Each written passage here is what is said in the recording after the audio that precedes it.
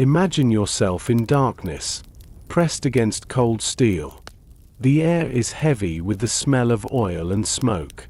Your ears ring with the roar of an engine that never stops, and every breath tastes of metal. Outside, shells burst and bullets strike. Inside, there is only heat, noise, and fear. This is life inside a tank during the First World War. Welcome to History to Relax, the channel where the past unfolds slowly, one story at a time. If you enjoy these journeys, please remember to like this video, subscribe for more immersive history, and share your thoughts in the comments below. Now, sit back, breathe deeply, and let yourself drift into the story.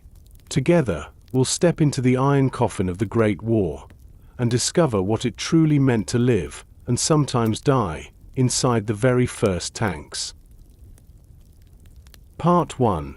The Beast Awakens. The dawn was grey, stretched thin across a battlefield that had already forgotten what silence once felt like.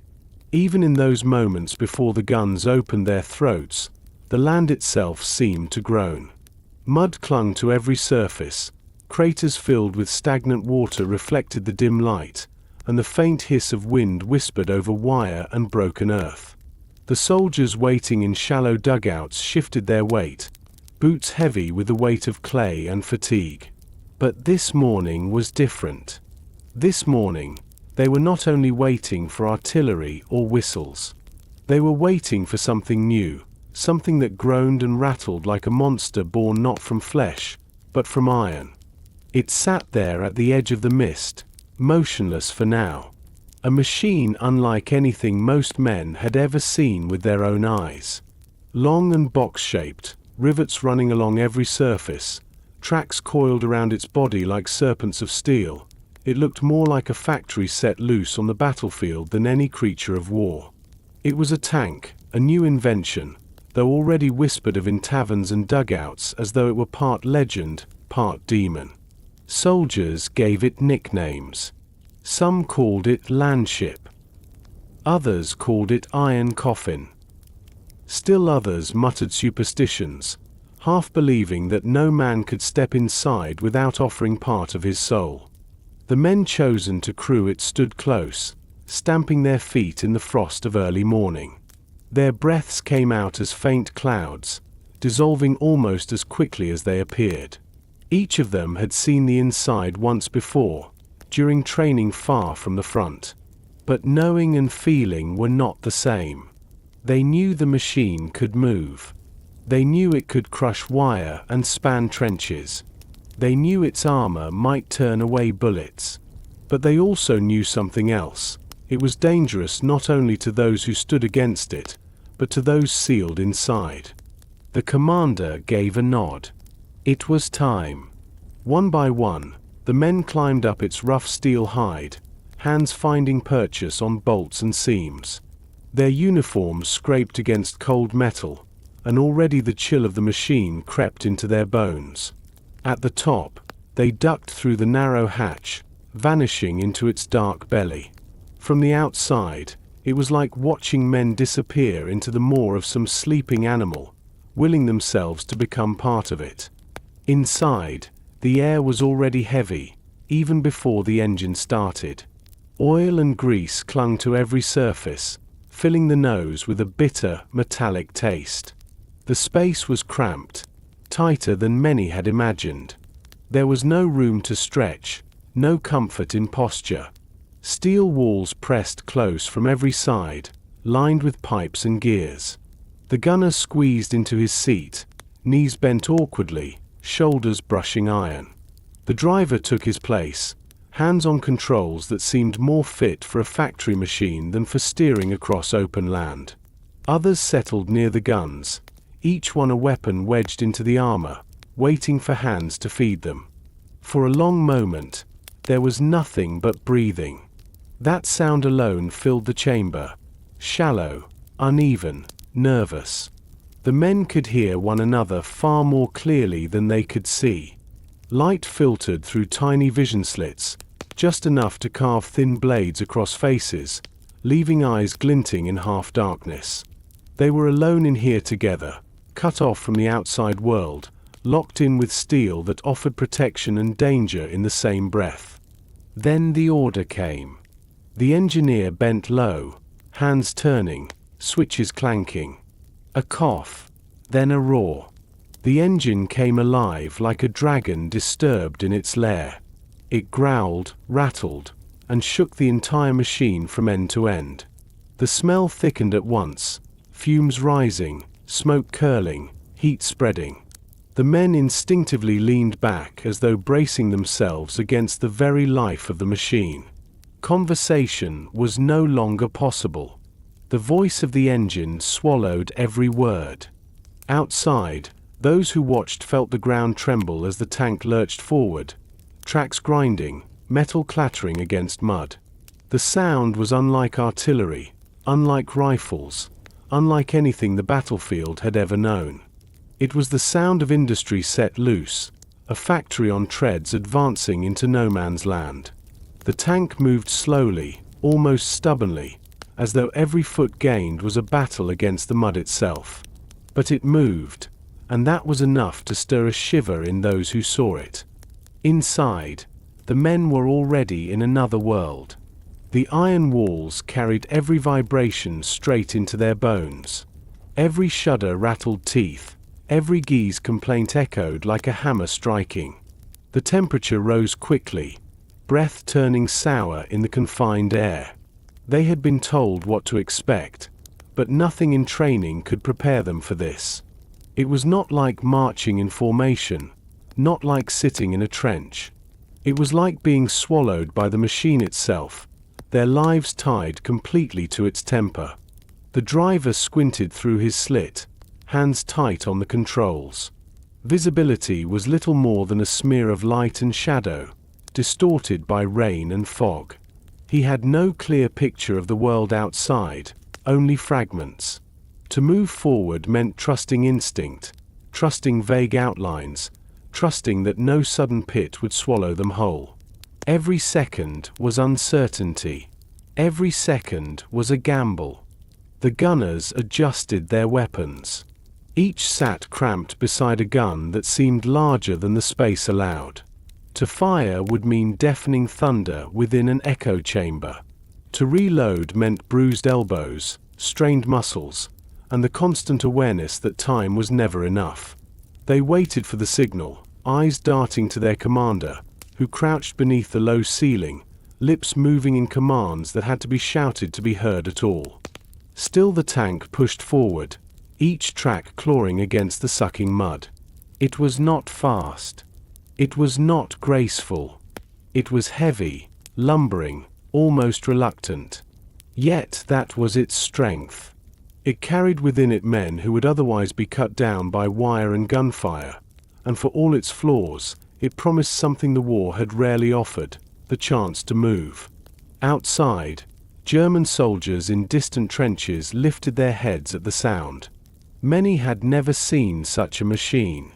They raised rifles, but bullets ricocheted off the steel hide with sparks and sharp ringing notes. It was like shooting at a fortress that walked. Fear spread as quickly as disbelief.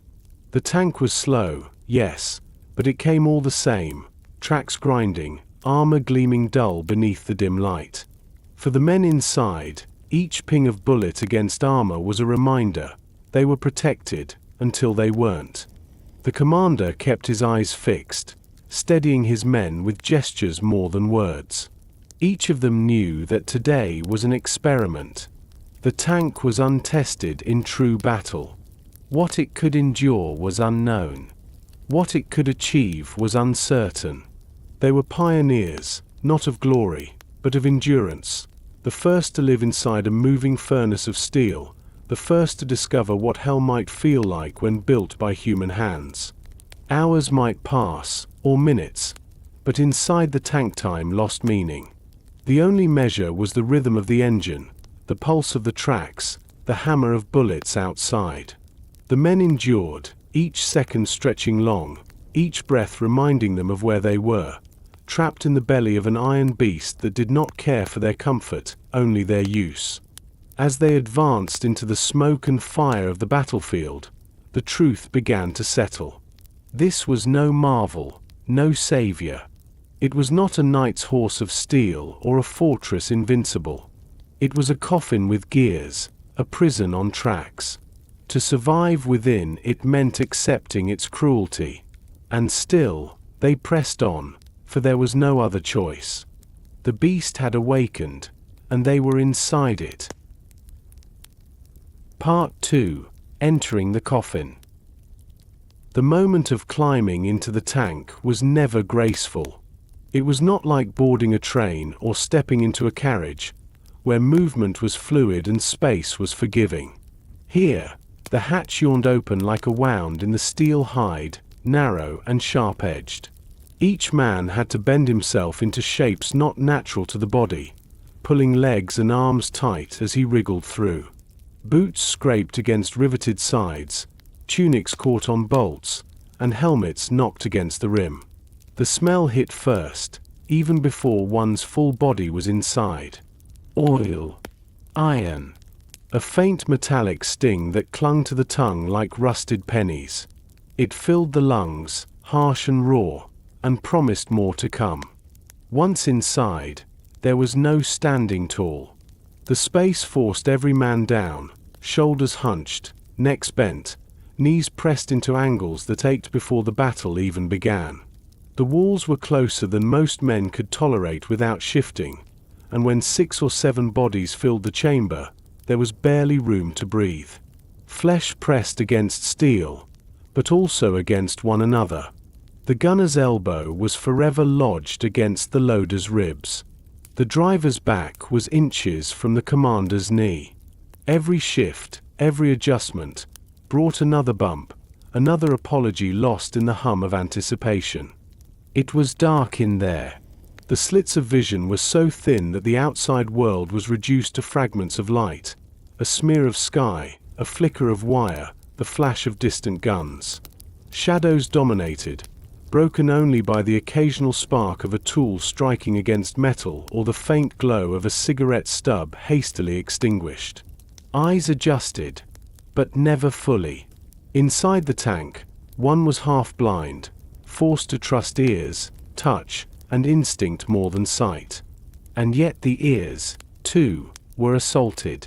The engine had not yet been started, but already the rattle of gears, the clank of chains, and the creak of shifting armor gave the impression of being inside a factory about to roar.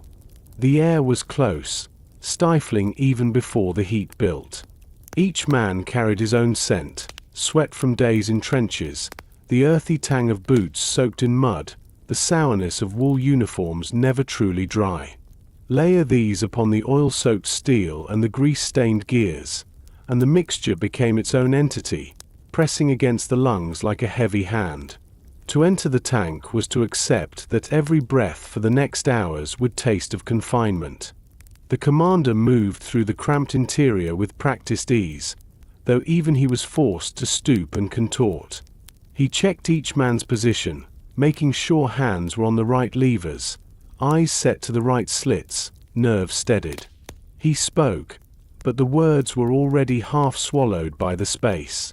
Sound here behaved strangely. It did not carry cleanly. It bounced, echoed, and merged with the constant low thrum of steel beneath. Commands became mumbles, orders became gestures, and clarity was always at risk. For the driver, the coffin was worst of all. His world shrank to the slit directly ahead, no wider than the width of a finger. Through it, the battlefield looked not like a landscape but like a series of painted lines, flashing past without context. He saw a horizon, but not the sky above. He saw the mud before him, but not the danger waiting in it. He was blind to his own flanks, to his own rear, to anything beyond the narrowest fraction of the world. And yet he was expected to move this hulking beast forward, to guide it across shell holes and barbed wire, to place it where guns could bite. The pressure was immense, the risk unending.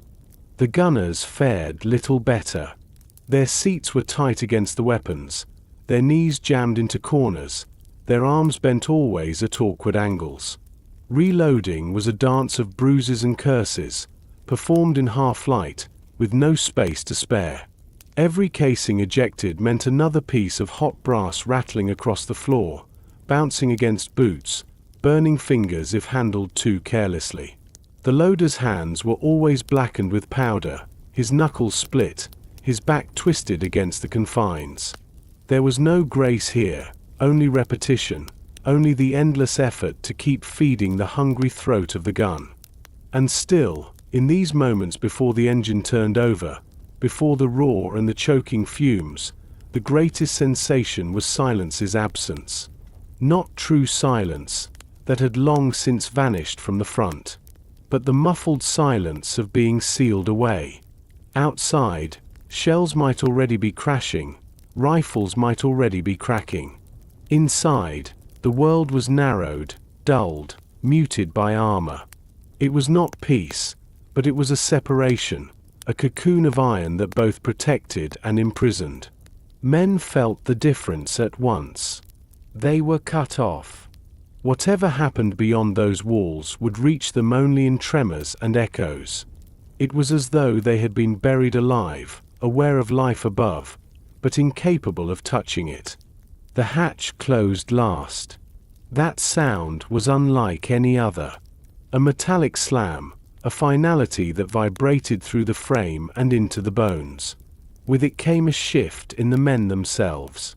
Some breathed harder, fighting the instinct of panic. Some went still, as though already conserving oxygen. Some closed their eyes, trying to forget the darkness by choosing it willingly. All of them knew, however, what that slam meant. There was no leaving until the commander gave permission, or until the tank itself ceased to exist. They were locked in, swallowed whole, each of them reduced to a part of the machine. Claustrophobia came quickly for some. The awareness of how little space remained, of how many bodies shared it, of how close the steel pressed against skin. It was not the fear of the enemy outside, not yet. It was the fear of suffocation, of running out of air, of never again stepping into open sky. The rational mind knew there was air enough. But the body, pressed and trapped, often refused to listen. Hands twitched. Foreheads dampened with sweat. Throats swallowed too often, too loudly. For others, it was the heat that struck first. Even before the engine awoke, even before the true furnace of battle, the tank gathered warmth like a coffin left in the sun. The press of bodies amplified it, the exhaled breath thickened it, and soon jackets came unbuttoned, collars tugged open. Yet relief never arrived, for the air was stagnant, unmoving, as though every inhale had already been used before. And still they waited. The commander checked his watch, though time meant little here. The driver shifted his grip, already slick with sweat. The gunners flexed cramped fingers. Outside, the signal would come soon. Inside, the men existed in a limbo between stillness and chaos, aware that the moment the engine coughed to life, their world would become unrecognizable. Each one held thoughts unspoken, of home, of chance, of survival, but none gave them voice. The tank allowed no such intimacy. It tolerated only function, only obedience. When the order finally came, the engineer reached forward, hand steady though his heart surely was not. He twisted, he pressed, and the beast stirred. The sound grew, low and guttural at first, then rising. The walls shook. The floor vibrated. The coffin transformed into a furnace, alive, demanding. The men braced, covering ears, ducking heads, clenching teeth. They had entered the coffin willingly, but now it closed around them in truth. The outside world was gone. The tank was everything. And from that moment forward, they were not men inside a machine. They were extensions of it. Limbs to move it, eyes to guide it, hands to feed it. The tank consumed them, body and spirit. To be inside was to cease being entirely oneself. It was to become part of the coffin, part of the beast, until the hatch opened again, if it ever did. Part 3. Breathing smoke. The first full breath after the engine caught did not feel like breath at all. It felt like swallowing a warm coin. Metal taste. Oily edge. Heat pressed against the back of the throat and climbed into the sinuses until the eyes watered without permission. The men inside the tank breathed again because bodies insist on it, but each inhale carried a weight that did not lift. The air had changed. It now belonged to the machine. The engine worked without grace. It shook the plates and sent a steady tremor through boots and bones. With every rise in revolutions the walls hummed, and the floor seemed to vibrate like the skin of a drum. That vibration turned breath into effort. Lungs took in air that already felt used. Chests rose, then paused, then rose again as if the body needed to remind itself that there would be another breath after this one. The heat built fast. It did not announce itself. It simply appeared and settled over shoulders and necks like a heavy cloak that no one could remove. The smell of fuel was the first ruler of the space. It crawled along the steel ribs and coiled in corners. Grease and hot paint joined it. Cordite would come later. For now, the perfume of the engine set the tone. It filled the mouth, turned saliva bitter, and made every swallow feel like medicine. Men pulled scarves higher or tied scraps of cloth over their noses, not because it helped much, but because any ritual that suggested control was worth doing. Breath through cloth felt slower. The mind accepted slower if it meant safer. Speech began to fail. The engine took the middle of the range where human voices live and buried it under a constant roar. Words turned into shapes that could only be read on a face or on a hand. The commander touched shoulders when he wanted attention and used his fingers like a set of small flags. The driver answered with a nod that felt like work, then bent back to his narrow slice of light. The loader and the gunner spoke in the language of practice. Hand to cartridge. Cartridge to breech. Palm flat to show ready. Fist to show jam. It was a system learned in training and perfected in discomfort, and it kept order when words could not. Heat came next as a presence that did not leave. The engine sat near enough to be a kind of sun, and the steel collected that warmth and returned it to every surface. Gloves grew damp. Collars stuck to the skin. The floor warmed through the soles of the boots until it felt alive. Sweat gathered at the brow, then moved in narrow streams along the nose and cheek and jaw. The men wiped it away and it returned, as steady as the knock of pistons. No wind visited this place. No draft slipped through. The tank held its air close and cooked it. When the first shot went out from the side gun, the interior changed again. The flash made the walls blink with a brief white glare. The sound did not leave through the muzzle. It erupted into the chamber and then traveled through every plate until it became part of the general storm. The smell of burnt propellant followed the flash. It was sharp and dry, and it stole water from the eyes. Smoke hung low at knee level and then rose in a slow veil that carried specks of ash. The loader braced himself against the recoil and felt his teeth buzz. Then he bent and reached for another shell. The case of the fired round lay near his boot and glowed with a heat that could bite. He kicked it aside with care and worked again. The gunner blinked until his vision returned. He lifted his cheek from the rest and tried to find the outline he had been stalking through the slit. The world outside refused to hold still. Mud and wire and smoke brushed across the narrow field, and every second felt late. He pressed an eye closer and breathed without choice. The breath tasted of brass. Eyes began to protest. They stung and filmed over. Tears cut clean lines through grime and smoke dust. No one called those tears anything that might look like weakness. They were a tool, as natural as the rag each man kept tucked at his belt. Wipe, blink, aim, load, fire, wipe again. The rhythm made time manageable. The driver felt the air grow thinner even though he knew it was not.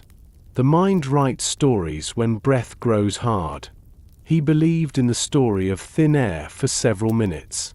He let it tug at him while he fought the track that wanted to sink into the rim of a crater. He knew the machine would only ever give him a corridor of vision. He accepted it and watched the corridor. He learned to recognize the shadow that meant a hole and the shimmer that meant water and the scatter that meant wire. He leaned his shoulder into the lever and the tank answered with a lurch that threw the loader against a bulkhead. The loader lifted a hand to show no harm, then bent to his task again. No one had the air to spare for apology. At the edge of awareness, the body kept a ledger. Headache. Check. Dry mouth. Check. Pins and needles in the fingers. Check. The engineer reached behind a guard and felt along a pipe for heat that should not be there. He brought his hand back black with a film of soot and oil. He wiped it on his trousers and then leaned in again. The fuel line gave its own smell when it warmed too much. He did not smell that yet. He let that absence be a gift. The commander risked a hand up to the hatch handle and pressed against it. The steel was hot and firm. He did not lift it. He wanted air. Every man wanted air. Opening meant risk. A bullet might enter with the wind. A splash of liquid fire might follow the path of a moment's relief. He chose to keep the world sealed and to trust that the lungs would adapt. They did. Slowly, reluctantly, yet they did. Breaths shortened and found a cadence that matched the engine. Bodies learned to take air in the shallow spaces between fumes. Men held breath through a shot, then took 3 quick sips before the next task. No one taught that timing. It came the way balance comes to a sailor who has been long at sea. Cordite gained strength with each round. It led itself over the petrol and the hot metal and the wool. It made a new smell that belonged only to this place. It did not leave clothes. It did not leave hair. When men stepped out after a battle, their very skin carried it. Dogs smelled it long before they appeared. The scent marked them as tank men. The engine threw a cough that did not sound like the others. The engineer felt it in the mounts and turned his head. He shouted, then remembered that shouting had no power here. He moved instead. He threaded through narrow space and reached a small vent that could be opened a hand's width. Cold air licked the side of his face and brought with it the outside. Mud. Wet iron.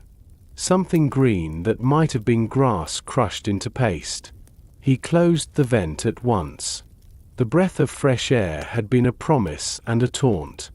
It had proved that air was still the same as it had been in the old life. He set his jaw and returned to the engine.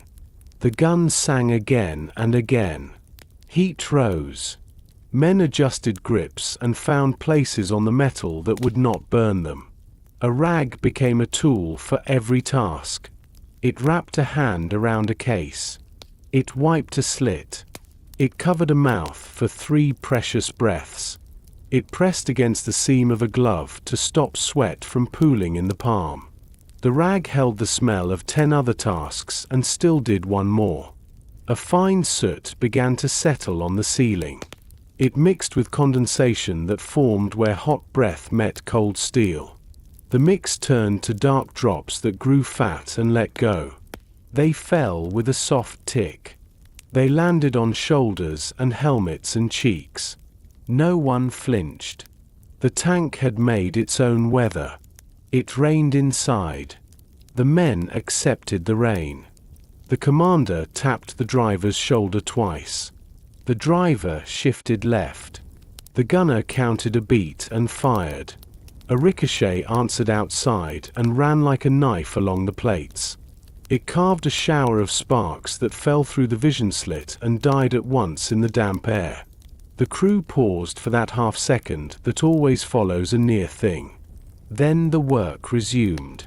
Breath came fast, then slower. In the blur of effort, the mind looked for small anchors. One man found comfort in counting the teeth on a gear near his knee. He had counted them during training and found the same number today. Another watched a drip form on a bolt head and tracked the time between drops.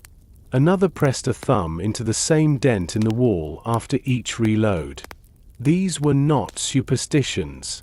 They were proofs that the world still held a shape inside the smoke. The heat gave thirst, then denied the chance to answer it. Water existed in canteens, but hands were needed for tasks. The chance to drink appeared in quick windows. A man tilted back his head and let 3 swallows slide down. He tasted metal and warmth and his own sweat. He felt the water move through him like a brief cool thread. Then he went back to his place. The thirst did not end. It simply stepped aside for a moment. Time behaved like the smoke. It spread and then thinned and then pulled again. Minutes stretched and then snapped. The engine kept steady time, but the body counted in a different way. The body counted shots. It counted the intervals between orders. It counted the rhythm of the tracks as the tank climbed the lip of a shell hole and dropped into the next.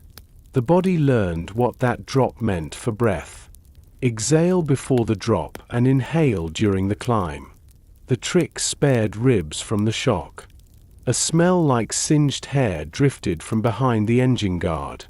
The engineer moved with a speed born only of fear that knows its shape. He found a strand of waistcloth that had slipped too near a hot surface and turned brown. He plucked it with 2 fingers and tucked it into a pocket. He pressed his palm to the guard and counted to 5. Hot. Yes. Not yet wrong. He nodded once to himself and returned to his post. The nod served as a report that the others did not see but somehow felt.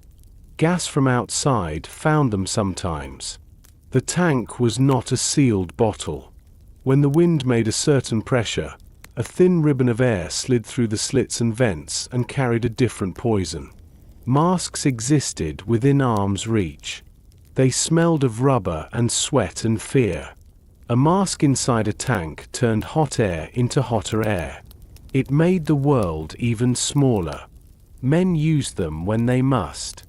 Most chose to trust the iron and their own lungs, and to pray that the thin ribbon would pass. The gun stopped for a moment while the crew cleared a misfeed. Silence did not enter. The engine filled that space at once. The crew used the pause to breathe less hurried breath. They let shoulders drop by a finger's width. They stretched a hand until tendons eased. Then the gun spoke again. Smoke returned to the dance. The driver's head grew light. He recognized the sign. He set his boot a little firmer against the plate and spread his fingers along the lever. He found the seam in the steel with a fingertip and let the ridge keep him in the world. He blinked until his eyes cleared a little. He thought of open fields at home and of wind that ran across them, not because he missed them, but because memory carries its own air. He took 3 deliberate breaths. The world steadied by a notch. A scrap of conversation survived the noise. The loader leaned close to the gunner and spoke a single word that only contained a joke in the fact that he dared to speak at all. The gunner showed teeth in a quick smile, then set his face again and lined up another shot. Laughter had no room here. Yet the shape of a smile could sit for a second in a corner and not offend the engine. At last the commander weighed risk and need. He gave the signal and the engineer cracked the small vent again for a count of 2. Cold air bit like water poured over the head. It came sharp and honest. The crew breathed at the same time without planning it. The vent shut. The gift had been measured and sufficient. The tank returned to its own weather. Somewhere outside, an impact struck with a flat sound that made the plates ring. A shiver ran through the steel and turned into a fine dust that slid down a seam. The crew did not look at one another. They had all heard it. They all knew what it meant. The armor had met a force with teeth. Not a hole. Not this time. The men tightened grips and let breath out and in again. Hours, or a version of hours, passed. The machine ate fuel and air and effort. The crew fed it through levers and shells and will. The smoke did not leave. It learned to hover high when the gun fell quiet and to rush low when the engine strain grew.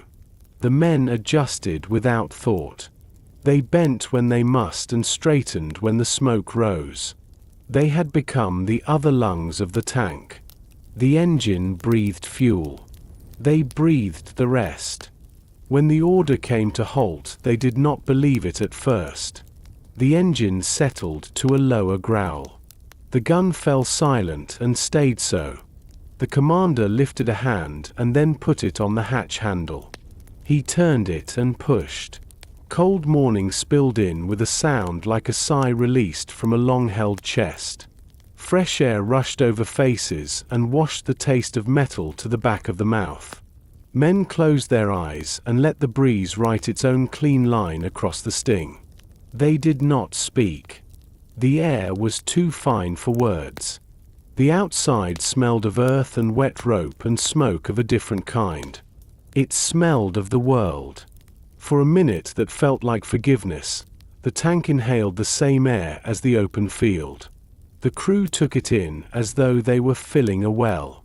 Then the commander lowered the hatch again. The slam returned. The engine rose. The weather inside rebuilt itself in seconds. The work resumed. The heat remained. The smoke returned to its patient drift. The men set their feet and found their rags and reached for shells. Breathing did not become easier. It became possible. That was enough. They learned something in that span of motion and fumes. The tank would never offer clean air. It would never give a quiet place to catch a long breath. It would only make demands and expect the crew to answer. Inside the smoke and the heat and the stink, they built a practice. Short breath when the lever pulled. Longer breath when the gun lay quiet. Eyes closed for one heartbeat while the engine settled at idle. A sip of water when the loader's hand crossed his chest and found the canteen strap. A tap on a shoulder to say that a man could trade places for 1 minute and only one. The beast did not notice their practice. It only moved when fed. The men noticed. They felt the difference between drowning and swimming in a hard sea. It was small. It was real. It kept them present inside the fog. Outside, the day made its own progress. The sky lifted by a shade. The ground grew a little less soft where the wind touched it. Fire guns rolled. Near fire cracked. The tank, with its private storm of smoke and noise, carried on across that wide and ruined land. The crew inside carried on as well, each breath chosen, each breath paid for, each breath proof that a man can live for a long time inside a place that seems set against breath itself. When the next burst of movement arrived, and the tracks climbed, and the engine strained, and the gun threw flame, the men were ready to breathe through it. They had learned the weather of the coffin. They had learned to make room for life within it. Would you like me to continue with part 4, the noise that never stops, in the same calm, immersive style and length? Part 4, the noise that never stops. At first it seemed like one sound. A thick rolling roar that filled the chest and pressed into the ears until everything became a single wall of volume.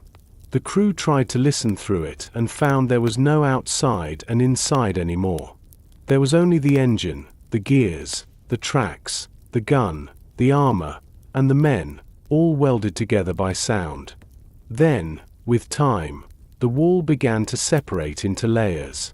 Each layer had its own shape and its own mood. The tank spoke in many voices at once. The engine carried the main tone. It was not the kind of noise that sat at the edge of hearing. It lived inside the body. It came through the soles of boots and the seat of the spine. Every thud of the pistons stepped through bone like feet on a stair. When revolutions rose, the pitch climbed and pulled nerves with it. When the driver eased a lever, the sound dipped and the whole interior felt looser for a heartbeat. No one said a prayer to the engine, but everyone measured hope by its rhythm. If it kept time, men believed they could keep time too. Around that core there was the constant clatter of the tracks. The tracks threw their weight forward, link into link, tooth into tooth, and the hull repeated the pattern with a quick metallic chatter. When the tank crossed wire, the track chatter sharpened and turned bright, like handfuls of nails tossed into a spinning drum. When it slid over the lip of a shell hole, the chatter stuttered, then hammered once as the mass came down. That single hammer often beat as hard on nerves as any shell. The body learned to anticipate it, to hold breath, to soften the jaw, to let the shock pass through without leaving a mark. Gears added their own scrape and whine, a narrow sound that sliced between the deeper voices. They did not speak all the time. They called out during turns or climbs, or when the driver asked the tank to do something it did not want to do. Men learned to know the difference between a normal whine and a warning. The warning had an edge that made the scalp prickle. When it came, the engineer shifted at once and laid a palm to a casing to feel heat before the smell arrived. The gun spoke in short sentences, each one a concussion. The blast did not leave the chamber cleanly. It slammed against every surface and then it came back. Ears did not hear a single bang. They heard a bang and then a cloud of echoes that chased one another through steel corridors until they forgot where they began. After a string of shots, the interior sang with a high ring that never quite went away. The ring was thin as wire and sharp as ice. It cut through all other layers and settled in the head like a second heartbeat. Outside, bullets arrived with a flatter tone. The crew knew that sound as soon as they met it. A bullet on thick plate made a small quick smack that felt almost harmless. A bullet on a seam or a corner sounded different. It slid and sang, or it snapped and sent a skitter of sparks across a vision slit. A spray of rounds came like rain on a tin roof. A single heavy round made the hull ring low and long. That long ring made men keep their eyes on the floor for a second, not because fear had won, but because attention needed a point to rest on while the steel finished vibrating. Artillery belonged to a different world. When a near shell broke the air, the tank felt the pressure before the crew heard the crack. The whole hull flexed and then stiffened, as if a giant hand had pressed and released it. Loose things inside answered by jumping. A wrench clicked against a rib. The empty case of a shell rolled and tapped and rolled again. Men measured the range without thinking. Far bursts entered as a distant drum that did not matter. Close bursts pushed breath from lungs and asked the question that could not be answered until the next second. The hull still held. The men still held. Then work continued. Voices tried to stand in that world and often failed. The commander learned to speak with 2 fingers pressed hard against a man's temple so the vibration traveled through bone. The driver leaned his ear toward a mouth and read the command on the move of lips as much as on the sound. The loader read the pace of the gunner's shoulders and matched it without a word. Sometimes the crew formed a chain of touch, shoulder to shoulder, to pass a message that a shout could not carry. There was nothing poetic in this. It was simple and practical. Sound had to be moved by skin when air could not be trusted. The noise entered the body and changed it. Hearing did not end at the ear. It ran through teeth and down the arms. Each man found a part of the tank that matched his own frame and used it as an anchor. The driver pressed his knee into a brace to gather the engine's beat. The gunner set one boot on a familiar ridge so recoil would not steal his balance. The loader planted his heel under the lip of a plate and let the floor tell him when the next shot would feel safe. These habits looked small. They were everything. Sometimes, in the middle of the roar, a strange quiet appeared. It was not real silence. It was the mind stepping one pace back and listening from a small distance. In that space, the driver could hear one dry rattle that did not belong. The engineer could pick out a new click from the final drive. The gunner could hear the gap between his trigger and the strike. The crew allowed that quiet to exist just long enough to notice the odd sound. Then they moved closer again and returned to work. If the quiet stayed too long, fear crept in. A sudden lack of noise could mean the engine had missed a beat. It could mean the gun had seized. It could mean the tank had stopped moving, and a stopped tank was a target. In that sense, noise became comfort. It proved that life continued. Ears adjusted, then tired. A pounding formed behind the eyes and settled there like weather that would not change. At first the men clenched their teeth against it. Later they learned to soften the jaw and let the lower teeth float just apart. The small change cut the ache by half. The commander showed the trick to a new man with a hand under the chin, lifting gently, then letting go. After an hour the new man discovered he could hear slightly more of the world. The trick did not remove the roar. It made room inside it. There were other small arts. Cotton stuffed too deep made a hollow pulse that drove a man mad. A thin fold of cloth just inside the ear brought enough relief without sealing the world away. A leather strap tightened across the crown as the gun began to speak kept the ringing from turning into a scream. A slow breath just before a shot protected the inner ear more than a quick gasp afterward. None of this came from a manual. It came from the hard teacher that lives inside necessity. The tank had its own tempo, and battles had theirs. When the tempo matched, there was a sense of control. When they fell out of step, everything felt wrong. A patch of ground set the tracks to a fast chatter while the engine lagged, and nerves rose at once. The driver corrected and the two rhythms met again, and the crew felt a thin thread of confidence return. The gun spoke on the downbeat of the engine, and the recoil seemed kinder. It spoke on the upbeat, and the recoil tried to snatch the weapon from the gunner's hands. The crew learned to use music that no one could hear as a guide for their labor. Memory shifted under the influence of all that sound. Years later, men would say that they could still hear the engine when they stood in a quiet field. They could still hear the clack of a track pin when someone set a teacup on a saucer. Even inside the tank, memory worked in the other direction. A voice from childhood might surface during a lull between shots, not as words but as a tone that rose from the floor through the ribs. The mind will find a human form of sound wherever it can. It searches for a voice in the noise because a voice means company. There were moments when the crew tried to call real words through the roar anyway. A warning, a number, a name. The sound came out flattened and torn.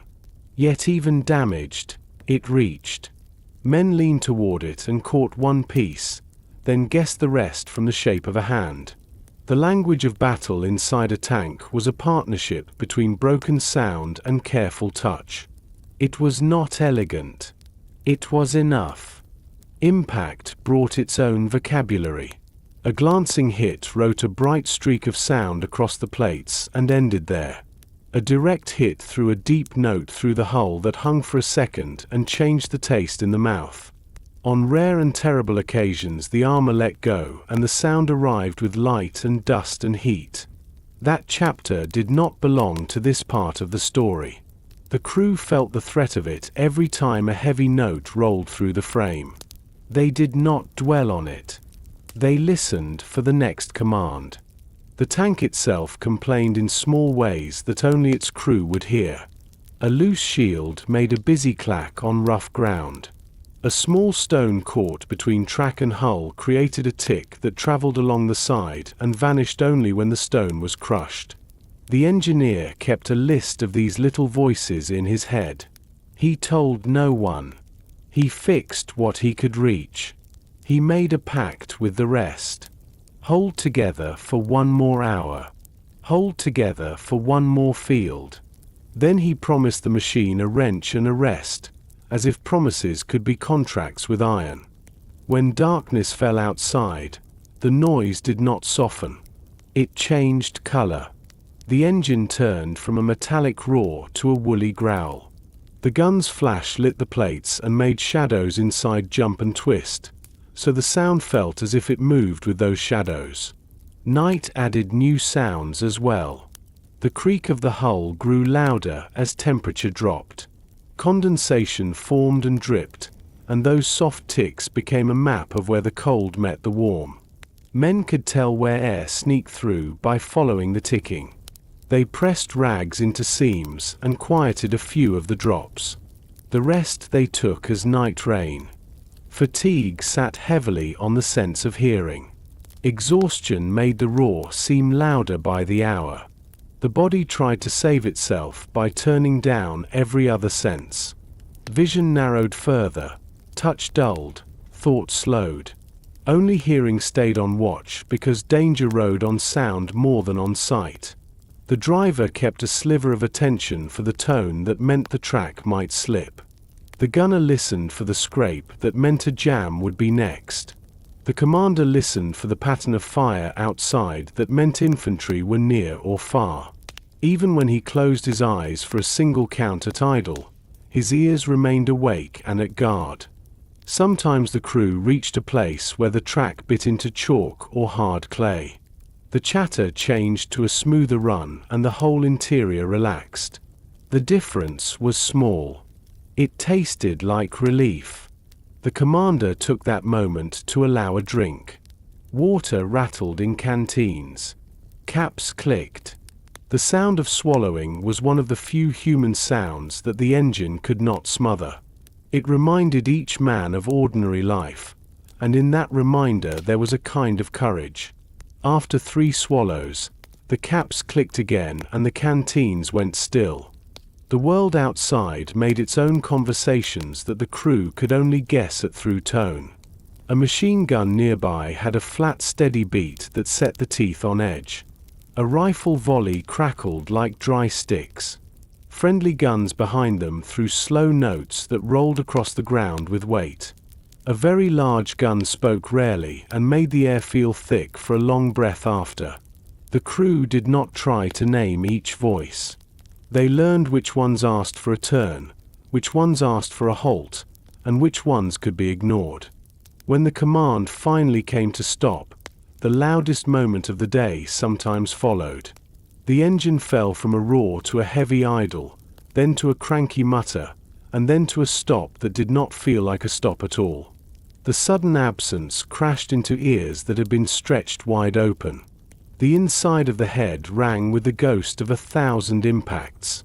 The hull clicked as it cooled, and those small sounds sounded huge. Men sat still and let the after noise wash through them. No one spoke. Not because of discipline, but because the voice needed a minute to learn what normal volume might be again. Then the hatch opened. The first sound that came in was wind. It was small and absolute. It had no echo. It carried nothing that needed to be done. It touched the ear and then left. Even the sight of grey sky could not calm a man as quickly as the simple noise of wind. It said that the world still existed beyond the engine. It said there was a place where sound did not live in iron. The crew climbed out one by one and found the ground with legs that still hummed. They spoke softly and surprised themselves. Their own voices felt thin and kind. A bird might call from some ragged hedge, and that single note would go straight into the chest. After a time, the commander lowered the hatch again, and the old world returned. The engine built its wall. The tracks took up their clatter. The gun waited for a new sentence. The crew took their places and tuned their bodies to the many voices of the beast. By then they knew a truth that did not need words. Quiet would not come as a gift. It would be made in small pockets, created by practice inside a storm. A hand on a shoulder at the right time made quiet. A shared glance through a slit made quiet. A measured breath just before the recoil made quiet. The rest belonged to the tank. It demanded its chorus, and it would have it. The men learned to live inside that chorus and to keep a clear space in the center of themselves where a different kind of silence could sit and wait. That was how they endured the noise that never stopped. Not by fighting it, but by shaping themselves to it until the roar could pass through them without breaking what needed to remain whole. Part 5. The Gunner's Eyes. The first truth every gunner inside a tank learned was this: he could not truly see. The war outside might be vast, with horizons stretching into fog, with whole armies moving across ridges and valleys, with planes tracing lines in the sky and shells arching from the distance. Yet inside the tank, the world narrowed to a slit no wider than a finger. It was not like looking through a window. A window showed a picture, however small. These slits showed only fragments, angled slices of mud, sky, or smoke. A man could lean an inch to the left and the world disappeared. He could lean an inch to the right and the world changed completely. Through the slits, a crater became a shadow. A man became a blur of motion. Wire became nothing until the tank lurched into it. And through those slits, the gunner was asked to aim, to strike, to fight. He bent forward, forehead nearly pressed to steel. The edge cut into his skin if he leaned too hard, but distance robbed him of what little clarity there was. The eyes strained until they watered. Sweat trickled down, stinging. He blinked fast, yet blinking only cost him the moment when something vital might appear. The tank moved, the ground swayed, and the world outside shifted like a lantern slide that never settled into place. Every shot began with the eyes. The commander might signal, the loader might prepare, the driver might place the machine into position, but the gunner's eyes made the final choice. He watched the slit until a shadow moved in a way that suggested life. A flicker of motion, the curl of smoke, a glint on a helmet rim. He had no full picture. He had scraps. He gathered them into something like a target and told his body to act. The act was heavy. The gun inside the tank was no neat rifle. It was a beast of its own, mounted into steel, stubborn in its recoil, brutal in its demand for labor. The gunner pressed shoulder and cheek to iron, squeezed the trigger, and let the force throw itself through him. The slit flashed white with the muzzle, and for half a second the world outside disappeared entirely. He waited for the smoke to clear, for the faint glow to fade, and then he bent forward again. What he found each time was never certainty. Did he strike? Did he miss? The slit did not tell him. A burst of dust might mean a crater. A collapse of motion might mean a man had fallen. Or perhaps it was only mud stirred by his own shot. He did not linger. He searched for the next flicker, the next outline. The eyes could not rest. The loader crouched beside him, passing shells one after another. Brass clanged against steel. Hot casings rolled along the floor. The gunner kept his head forward. The world he lived in was that slit, and he dared not leave it even when heat burned his cheek or recoil bruised his shoulder. The tank gave him one view, and from that view he was expected to fight for every man sealed inside. Outside, the battlefield was chaos. Inside, it was worse, because the chaos could only be glimpsed, never known. The gunner felt trapped not only by steel, but by ignorance. He fired at shapes, at suggestions, at the edge of his own doubt. He learned to believe in shadows. A movement too steady must be a man. A flicker too sudden must be a gun. A patch of earth too dark must hide a machine nest. He believed, and then he fired. His eyes began to ache after minutes. The small slit forced focus in ways nature had never intended. Muscles around the sockets cramped, and vision blurred at the edges.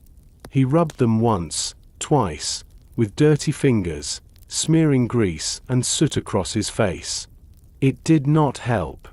The ache was part of the work now. His eyes belonged to the tank. Bullets struck the armor around him. Each hit flashed sparks across the slit. For a heartbeat, the light blinded him. He flinched, but he did not retreat. If he moved back, the world disappeared. He pressed forward again, forcing his eyes to open, forcing himself to accept the sparks as part of sight. They burned briefly, but he kept looking. Always looking. At times smoke from the guns inside curled across the slits and turned vision into fog. The gunner swore, though the word vanished in the roar of the engine. He wiped the steel with a rag, then pressed his brow forward again. The rag left streaks. He squinted, made sense of them, and carried on. Every small victory of clarity was precious. When the tank passed through wire, the slits filled with flashing strands that whipped past like claws. He recoiled, knowing wire could never reach inside, yet the vision of it so close made instinct scream. He forced himself forward again, heart pounding, eyes searching past the wire for the enemy who had laid it. Always, there was another enemy. The commander sometimes leaned beside him, sharing the slit for a brief second. Two eyes tried to make sense of the same fragment. A nod. A gesture. Fire. The gunner obeyed. The slit flared white. Smoke filled his nose. His ears rang. His eyes returned to the light. The day wore on in fragments. The gunner did not see a battle. He saw dozens of tiny pictures, each one incomplete, each one demanding choice. He stitched them together in his mind into something like a story. Whether the story was true did not matter. The tank moved. The gun fired. His eyes delivered what little they could, and the crew depended on them as though they were the eyes of all. When at last the order came to halt, his head fell back from the slit. His eyes watered freely now, red and raw, the lids trembling from exhaustion. The world inside the tank blurred. He closed them tight, then opened again, desperate to find relief. There was none. The damage of strain lingered. He rubbed once more, leaving darker smears of soot across his face. When the hatch finally opened, the light outside struck like a blow. It was wide, it was open, it was too much. He squinted hard, tears spilling down his cheeks as he tried to adjust. The open world was a flood after hours of looking through a pinhole. It overwhelmed, it hurt, and it reminded him how small his vision had been. Yet tomorrow, or the next day, or the next battle, he would press forward again. He would put his forehead against the steel, narrow his world to a slit, and let his eyes guide the coffin across no man's land. His eyes would ache, blur, and weep, but they would keep searching. Because in the end, the tank had no sight of its own. It borrowed the sight of men, and men gave it until there was nothing left to give. Part 6. Heat and Cold. Inside the tank, the first enemy was not always the gunfire outside. It was the air itself, shifting between extremes, as if the machine had made a pact with both the desert and the glacier. The tank was its own climate, sealed from the natural world, yet never neutral. It chose to torture its crew with heat and then with cold, never offering comfort in between. When the engine ran at full strength, the interior grew into a furnace. The great block of iron behind the men worked like a stove, throwing waves of warmth that had nowhere to escape. Steel plates caught the heat, drank it, and returned it with interest. The walls radiated it into backs and shoulders, the floor baked boots until leather smoked with sweat, and the air thickened until every breath felt like drinking from a kettle. The men pulled at collars, tore scarves loose, and unbuttoned tunics, but relief never came. Their bodies shone with sweat, and within minutes their uniforms clung to their skin as though they had been dipped in a swamp. Drops ran down brows and gathered at the jaw, falling into the grime below. The loader's hands slipped on shells until he wrapped rags around them. The driver's grip grew slick, and he wiped palms on his trousers so often that black streaks spread across the fabric like burns. Worst of all, the sweat offered no cooling. It had nowhere to go, no breeze to lift it, no draft to carry it.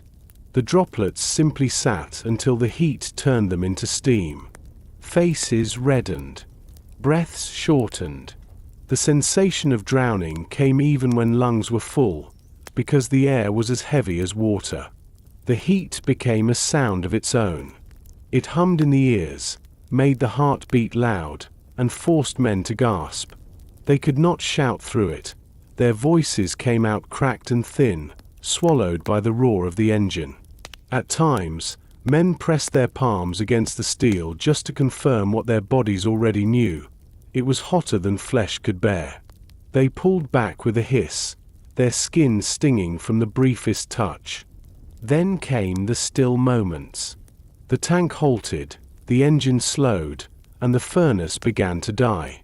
Slowly, cruelly, the heat ebbed away, but the chamber never held balance. Instead, cold crept in like a thief. It came through the seams, through the rivets, through every crack the steel could not seal. It slid across the floor, biting into boots. It rose along the walls until men shivered, teeth chattering as though they had been thrown into ice. The sweat that had covered their skin now betrayed them.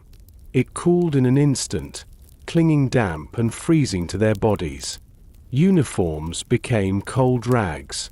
Fingers numbed, stiffening until even holding a cartridge felt like gripping stone. The gunner rubbed his hands together, but friction was weak inside such damp chill. The loader blew into his palms, but the breath turned into mist that hung in the dark like smoke. Breathing itself became a reminder of the cold. Each exhale came out in a pale ghost of vapor, curling in the lamplight, fading quickly. The tank felt less like a furnace and more like a crypt. Men bent lower into themselves, shoulders hunched, trying to keep warmth in. Helmets slid low to trap what little heat clung to the scalp. Scarves, once discarded, were pulled tight again. The tank did not prefer one torment over the other. It offered both, sometimes in the same hour. A crew might spend the morning drenched, their uniforms dripping, their lungs filled with air thick as smoke. Then, after the engine cut for repairs or after the fuel ran low, they would find themselves in a freezer. Steam turned to frost, breath turned to ice, and the body cried out for movement that space would not allow. The contrast broke men more than either alone. A furnace could be endured. An icebox could be endured. But the pendulum between them, heat so fierce that sweat scalded, then cold so sharp that teeth chattered, left the body in revolt. Stomachs twisted. Heads pounded. muscles cramped first from heat, then from chill. It was as if the tank wanted to cook and freeze its crew in the same day, just to prove it could. The driver often felt it first. His seat pressed close to the engine, so his back roasted while his chest chilled from the draft that crept along the floor. He lived in two climates at once, half of his body burning, the other half freezing. The contradiction tore through his focus, making hands clumsy and eyes blurrier than the slits already forced them to be. The gunner, too, knew the extremes. With each shot, heat flared against his cheek, a hot blast that seared the skin. Then, when the smoke cleared and the barrel cooled, frost gathered on the steel in the pause between battles. His face carried both marks, burns and chill, sweat and frostbite. The loader bore the weight worst of all. His work demanded constant motion, but the heat stole his strength and the cold stole his dexterity. In summer, he could not grip shells without rags. They slipped from his sweaty hands like bars of soap. In winter, his fingers went numb and clumsy, dropping cartridges, fumbling with casings. Either way, the tank punished him. The commander tried to bear both extremes with calm, though he was not immune. He wiped sweat from his brow with one sleeve and tugged his scarf with the other. He spoke when he could, though his breath was sometimes a gasp and sometimes a cloud. He pressed his hand against the steel ceiling, testing its mood, and knew that the tank, like the war itself, did not care for human flesh. Sometimes, men dreamed of the outside not for its safety, but for its balance. Out there, air could be hot, yes, but wind came with it. Out there, frost could cut, but the sun rose eventually. Inside the tank, there was no mercy, no season, only the machine's cruel invention of climates. It made men long for a simple breeze, or for frost that did not come with smoke. Hours dragged, and the body adjusted in small ways. Men learned to shift their weight to avoid contact with plates too hot or too cold. They learned to ration movement, saving energy when the heat boiled them, clapping hands and stamping boots when the cold threatened to numb them completely. They became animals of adaptation, but never comfort. At the end of such a day, when the hatch finally opened, the fresh air felt almost unreal. It was not merely breath. It was a revelation. To step from furnace and freezer into open air was like being reborn. Men closed their eyes, raised faces to the wind, and let it wash over them as though it were a cleansing tide. But the relief was always temporary. The hatch slammed shut again, the engine roared again, and the cycle began anew. Heat returned with a vengeance. Cold crept back with patience. The crew learned to endure both, to bend without breaking, to accept that the coffin they served was not only a weapon but a climate of torment. The tank made soldiers into weathered men, forged not by seasons but by the cruel balance of extremes.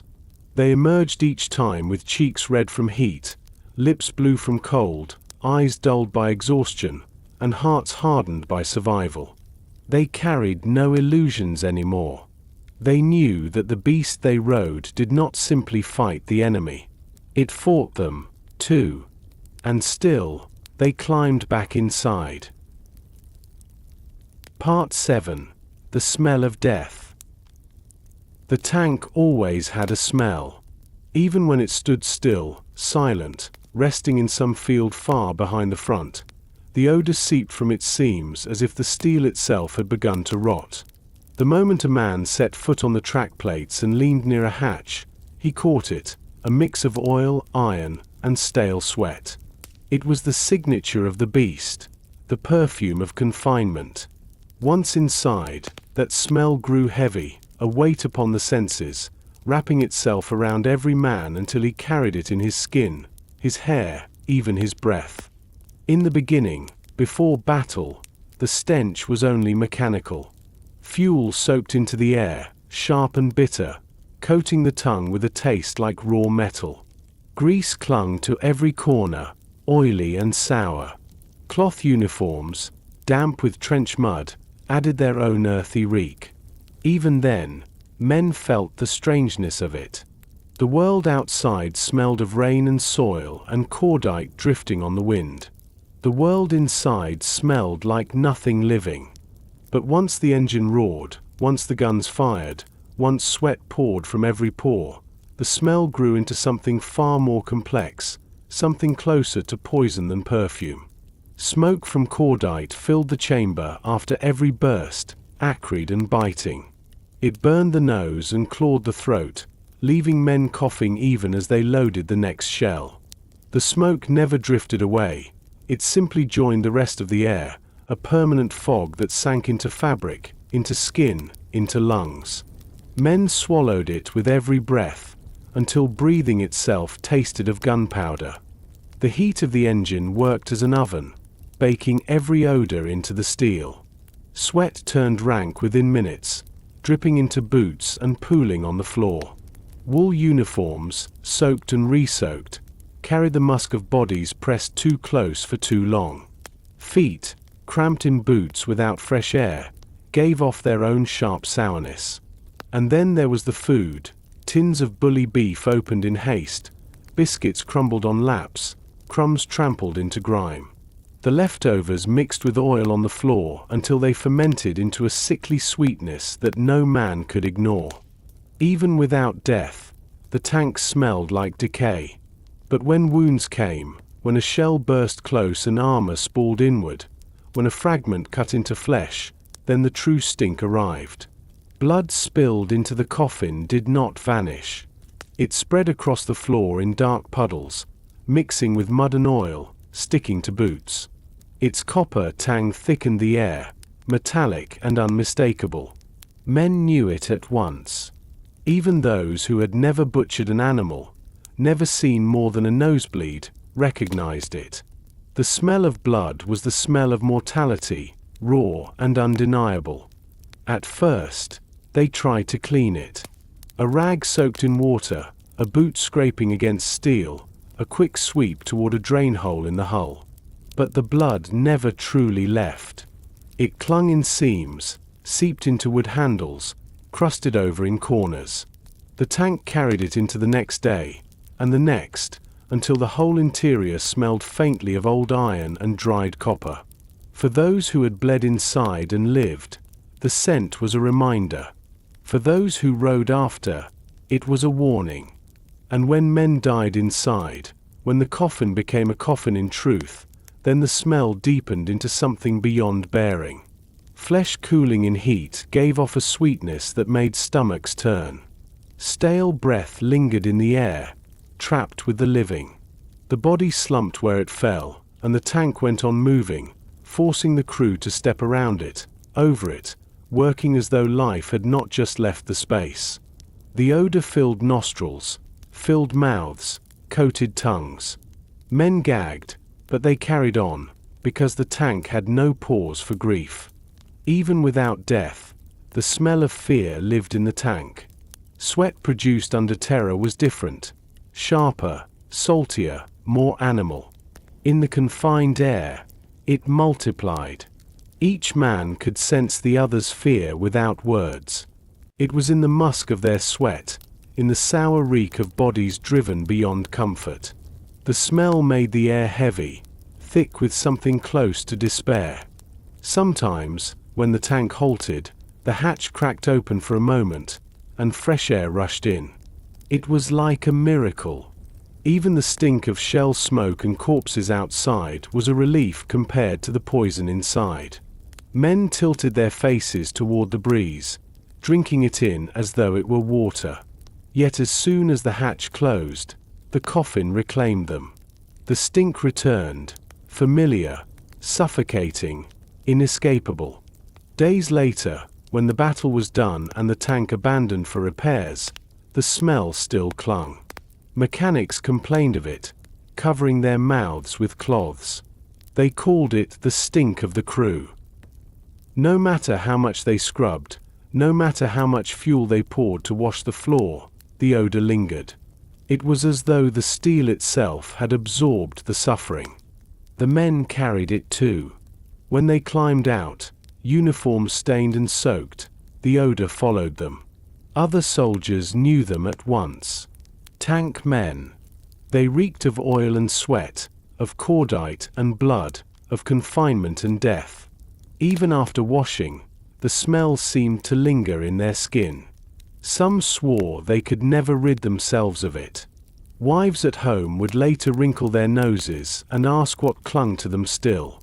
They had no words to explain.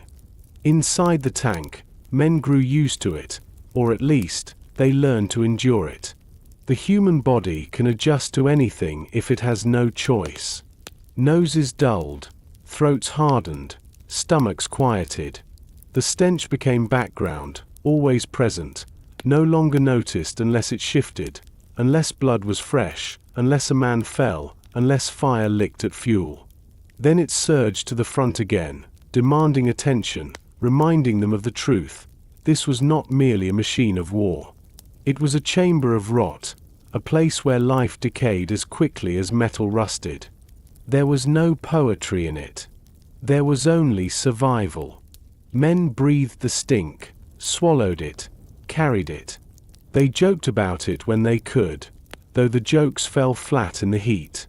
They endured it because endurance was all they had. The smell of death was not only about dying.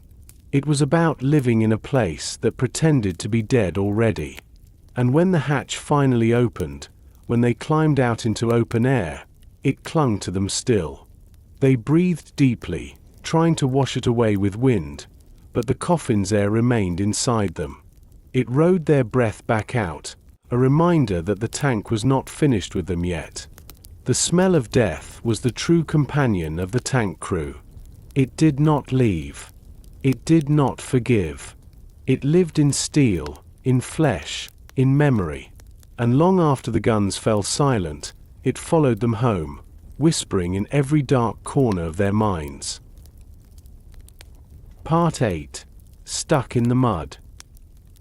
The tank had been sold to its crews as the answer to mud. Posters, orders, and speeches all promised the same miracle. This machine would cross where no man could, grind wire into splinters, crush trenches beneath its weight, and carry the war forward over ground that swallowed infantry by the thousands. And in the beginning, when the crew climbed inside, some part of them believed it. They wanted to believe it. But the mud of the Western Front had its own voice, its own hunger. It did not fear iron. It did not fear invention. It took men, horses, wagons, and soon enough, it took tanks too. From the moment the tracks began to bite into the earth, mud clung to them like a second skin. It filled every link, pressed into every tooth, and built itself up in thick cakes that grew heavier by the yard. The machine groaned under the weight, and the crew inside felt it in the slowing of the rhythm. What had once been a steady clatter became a dragging grind, a long sigh with every revolution. The driver pulled his levers, urging the beast forward, but the ground beneath them sucked harder, pulling at the tracks as though it wanted to keep the machine forever. Inside, the air shifted too. When the tank moved freely, noise covered everything, a storm of vibration and roar. But when the mud began to win, silence crept in around the edges. The driver leaned forward, straining at his narrow slit. His eyes darted left and right, searching for firm ground, but he could see nothing beyond the narrow blur of churned earth. The commander crouched above him, signaling with sharp gestures, telling him to try here, then there. The driver obeyed, but each attempt felt weaker, each surge shorter. The tank lurched once, twice, then slowed to a crawl. The floor tilted, then tilted further. Inside, men grabbed whatever they could to keep from toppling. The gunner pressed a palm against his weapon, the loader braced against a wall, the engineer steadied himself against a hot casing. The tilt grew worse, and for a moment it felt as though the whole coffin would roll sideways into the muck. But the tracks caught, held, and the beast froze where it stood. Then came the smell of the mud itself. It pushed through cracks, riding on the damp air. A smell of rot and stagnant water, of earth that had swallowed men and never returned them. It was a graveyard scent, mixing with oil and smoke until it seemed as though the tank had sunk not into mud, but into death itself. The crew breathed it in silence, and each man knew the same thought. If they stayed here, the tank would be buried like all the rest. The driver pulled again.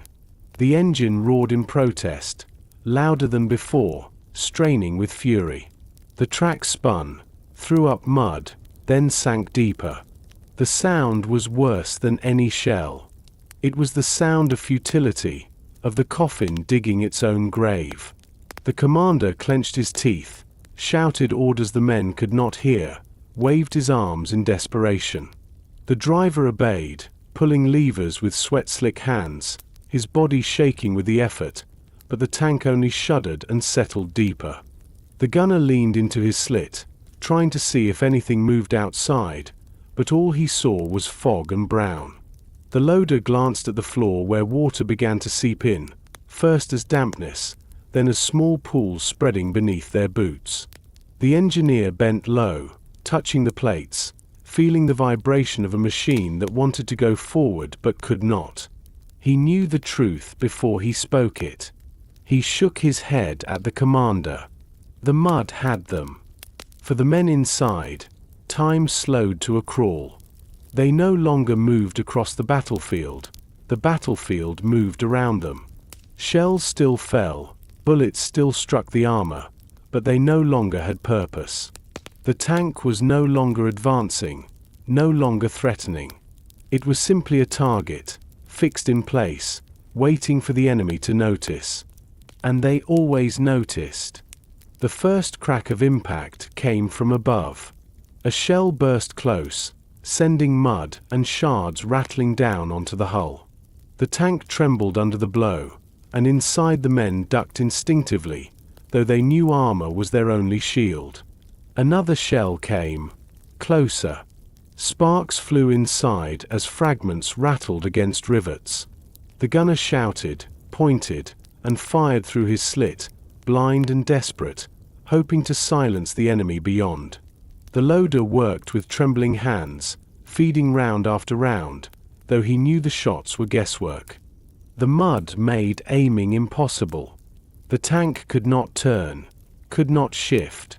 Guns fired in fixed arcs, and if the enemy sat beyond them, there was nothing to be done. The crew fought shadows, ghosts beyond the slits. The commander gave signals, the driver obeyed, but the levers now answered with nothing. The coffin had chosen to stay where it was. Inside, the air grew colder as the engine slowed, then hotter again when the driver tried to force it forward. Fumes thickened, smoke hung low, sweat froze and then boiled on skin. The mud had trapped not only the tank but its climate, holding the men in a stew of extremes. Water seeped further, rising over boots, soaking into socks. The smell of rot joined the reek of oil and sweat, until it felt as though they were drowning already, not in water, but in stench. The silence between shells was worst of all. In those moments, the crew waited, staring at one another in the dim light, faces streaked with soot and fear. They knew what the enemy outside was doing, bringing up artillery, drawing a bead, preparing to turn their iron coffin into a furnace. They had seen other tanks, half buried, blown open, their crews charred inside.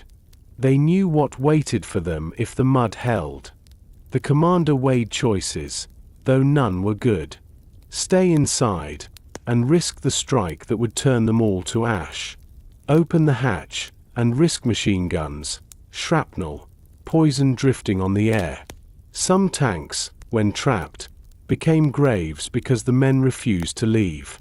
Others became graves because they left too soon. The decision sat heavy on the commander's shoulders, heavier than the mud itself. The driver kept his hands on the levers even after he knew it was hopeless. It was instinct. A man does not let go of hope until it is pried from him. The engine growled, the track spun, mud churned, but the beast did not rise. It sank another inch, another half-foot, until the coffin tilted forward, bow dipped into the mire like a ship going down. The engineer pulled his rag over his mouth, gagging against the stink of water and oil mixing beneath the floor. The loader tried to lift a casing, but his hands slipped on mud-slick gloves. The gunner pressed his eye to the slit again, desperate for something to shoot at, something to justify their entrapment.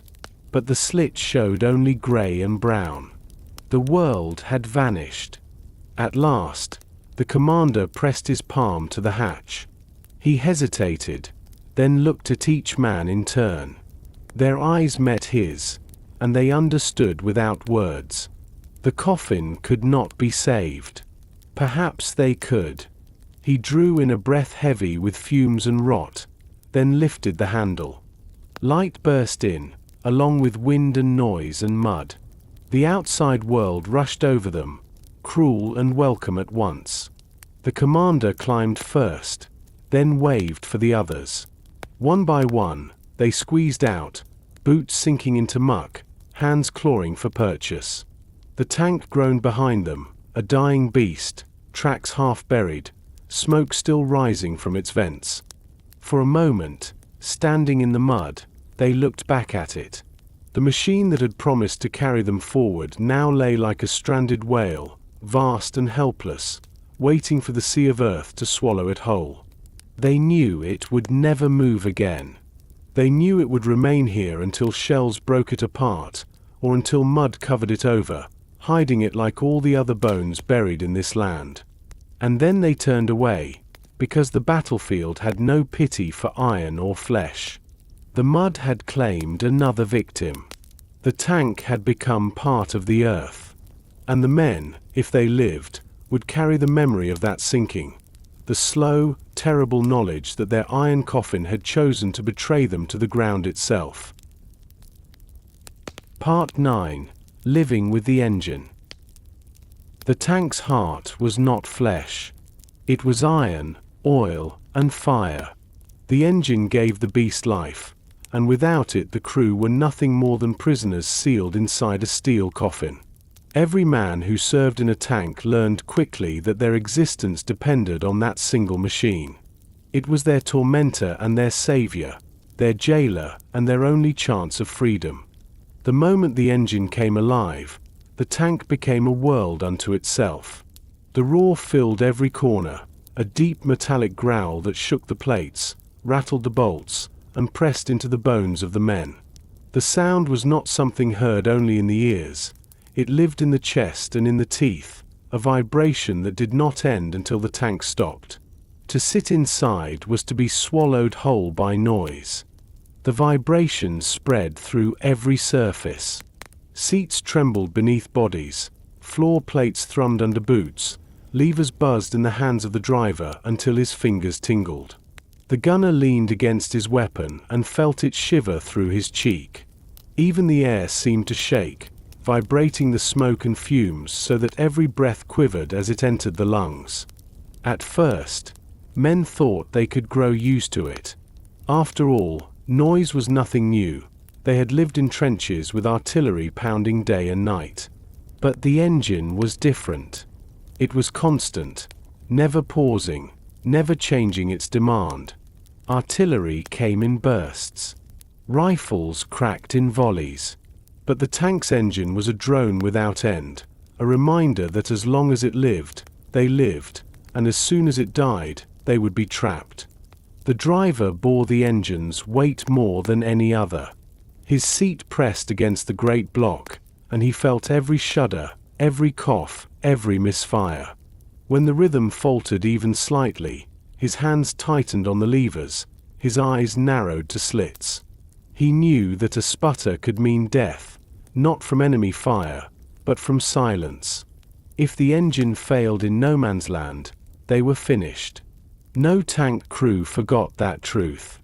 The engineer treated the engine like a god. He leaned close to its roar, listening for tones no one else could hear. A rattle here, a whine there, a hiss of escaping steam. His hands stayed black with oil, his face smeared with soot, because he touched the beast more often than anyone else dared. He wiped sweat from its casing as if it were fevered skin, poured fuel into its veins with care, tightened bolts like a doctor stitching wounds. He spoke to it sometimes, under the roar, words no one else could hear. Promises. Threats. Pleas. And yet, for all its power, the engine was never a friend. Its heat scalded. Its fumes poisoned. Its vibration bruised muscles and rattled bones. When it coughed, the crew swallowed fear. When it backfired, men flinched as though struck. They lived in service to its moods. One moment it ran smooth and strong, carrying them forward through mud and wire. The next, it stuttered, and every man held his breath, waiting to see if this would be the silence that killed them. Fuel was its food, and it devoured it greedily. The engineer counted the gallons like a miser, knowing that each drop was measured against their lives. When the tank grew hungry, the fumes thickened, the stench of petrol filling every corner. Men breathed it until their stomachs twisted, until their heads swam, until nausea clawed at them. They learned to endure, because there was no choice. The tank's hunger came first. Sometimes, the engine betrayed them outright. Flames burst from its seams, licking across oil-soaked plates. The engineer smothered them with rags, with sand, with bare hands if he had to.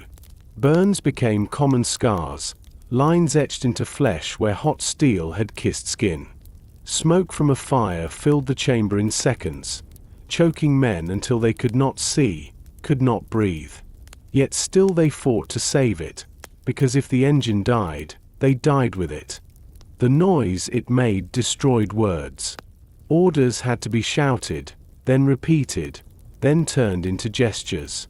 The commander's voice grew hoarse, the loader's throat burned. Conversation was impossible. Inside the coffin, men lived without language, surviving on nods, touches, and instinct. The engine demanded silence even as it screamed. And yet, it was also their only shield against despair. As long as the engine lived, the crew knew they could move. They could cross wire.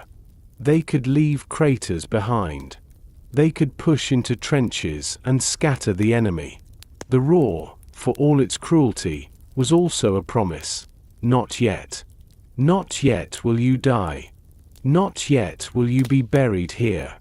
As long as the beast still growled, hope remained. At night, when the tank stopped and the engine finally fell silent, the silence was worse than the roar. Ears rang with ghosts of vibration. Teeth still hummed with phantom rattles. Bones felt hollow, as though they had lost something vital. Men lay on the ground beside the coffin and swore they could still hear it, still feel it. Some even longed for the roar again, just to remind them they were alive. The engine was their master. It carried them forward, it tortured them, it betrayed them, it saved them. Every man inside knew it intimately, its smell, its sound, its moods. They hated it. They depended on it. They feared its silence more than they feared bullets. Living with the engine was not simply part of serving in a tank. It was the essence of it. To ride the coffin was to surrender your body to vibration, your lungs to fumes, your ears to noise, your skin to burns. To surrender, in short, to a beast that had no soul, no pity, no loyalty. And yet, every morning, they climbed back inside and woke it again. Part 10. The Enemy's Fire. From the moment a tank rolled into no man's land, it announced itself. The roar of the engine, the grinding of tracks, the black smoke trailing from its exhaust, all of it cried out to the enemy. There was no stealth, no surprise once the beast revealed its bulk above the broken earth. Every rifle, every machine gun, every artillery piece within earshot turned its eyes toward the lumbering shape. Inside, the crew knew it. They felt it in their bones. The instant the tank moved, they were no longer hunters. They were prey in a steel shell. The first strikes always came from rifles. A sharp ping against the armor, quick and bright. To the infantry outside, it must have felt like resistance. To the men inside, it was almost laughable at first. Bullets struck and bounced, sending sparks sliding across vision slits, scattering like fireflies. The sound was sharp but shallow. The steel held, and for a moment the crew felt invincible. The commander might even allow himself a thin smile. But the laughter never lasted. Machine guns followed the rifles, and with them came a rain of metal. Hundreds of rounds per minute hammered the armor, each one snapping against the plates, ricocheting with a scream, rattling down the sides like hail in a storm. The gunner tried to keep his eye on the slit, but sparks blinded him, forcing him back again and again. The loader pressed a rag against his ear, because the rattle was so fierce that it shook the skull. The driver clenched his jaw until his teeth ached.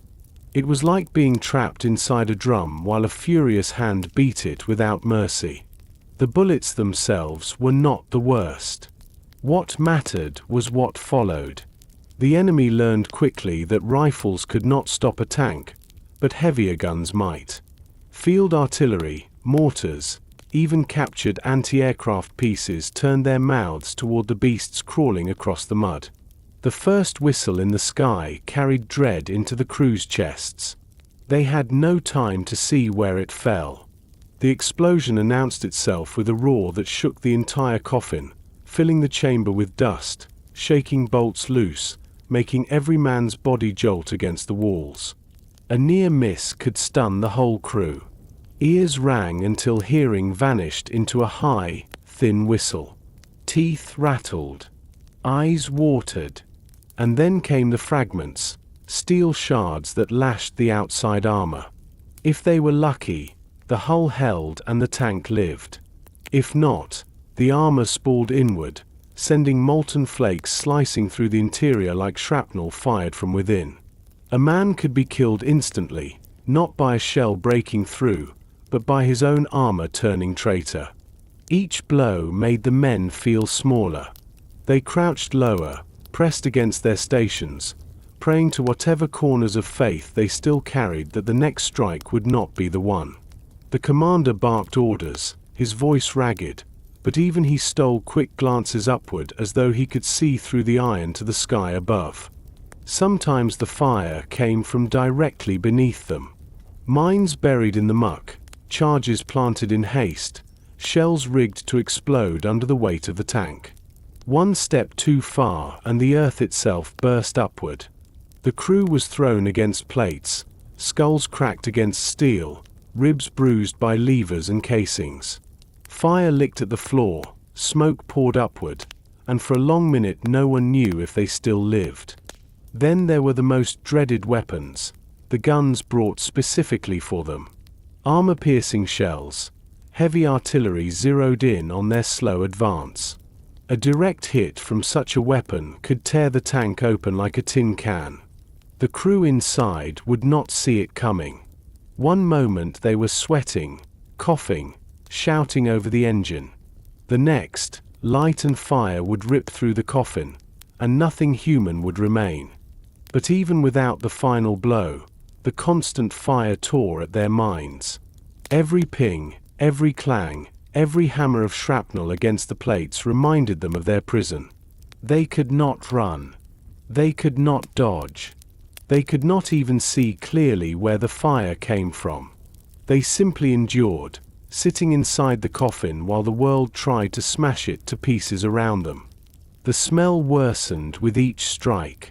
Shells burst outside, and their smoke drifted in through cracks. Cordite mingled with petrol fumes. Sweat turned sour with fear. The loader wiped blood from his temple where a bolt had shaken loose and struck him. The The gunner's lips bled where he bit down too hard after a jolt. The driver's knuckles split from gripping the levers until his skin tore. And still the fire came. They learned, in time, to read the difference between hits. A light tapping of rifles meant they were still advancing.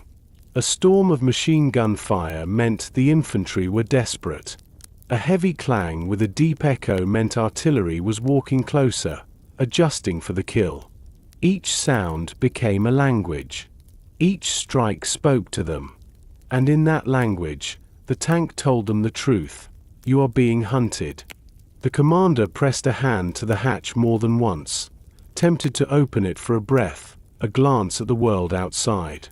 But he knew what waited there: shrapnel, bullets, gas. The coffin was a trap, but it was also their only shield. He closed his eyes, breathed fumes instead, and prayed that the fire would pass. And sometimes, miraculously, it did. The enemy shifted their aim elsewhere. A bigger threat appeared.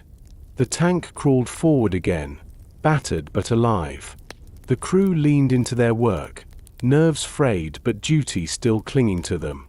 They fired their guns, they urged the engine onward, they told themselves that as long as the beast moved, the enemy's fire had not yet won. Yet each man knew that one day, 1 hour, one unlucky shell would finish the work.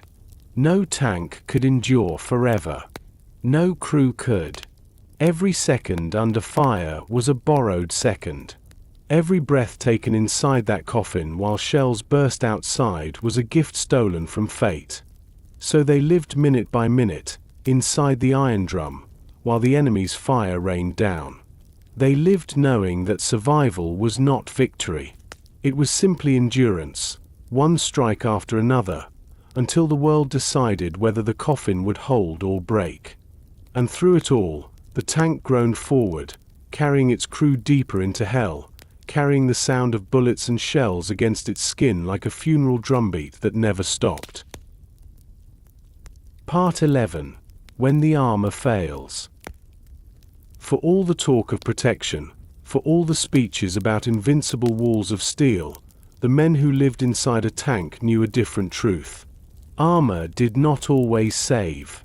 Sometimes it turned traitor. Sometimes the very plates they trusted became their executioners. When the armor failed, it failed in ways crueler than the fire outside. It failed in ways that proved the coffin was exactly what it looked like, a tomb waiting for its dead. At first, the armor gave confidence. Rifle fire pinged harmlessly. Machine guns rattled, sparks showered, but the steel held. Even the near bursts of shells seemed only to shake the plates without piercing them. The crew grew accustomed to that ringing noise, the clang of defiance.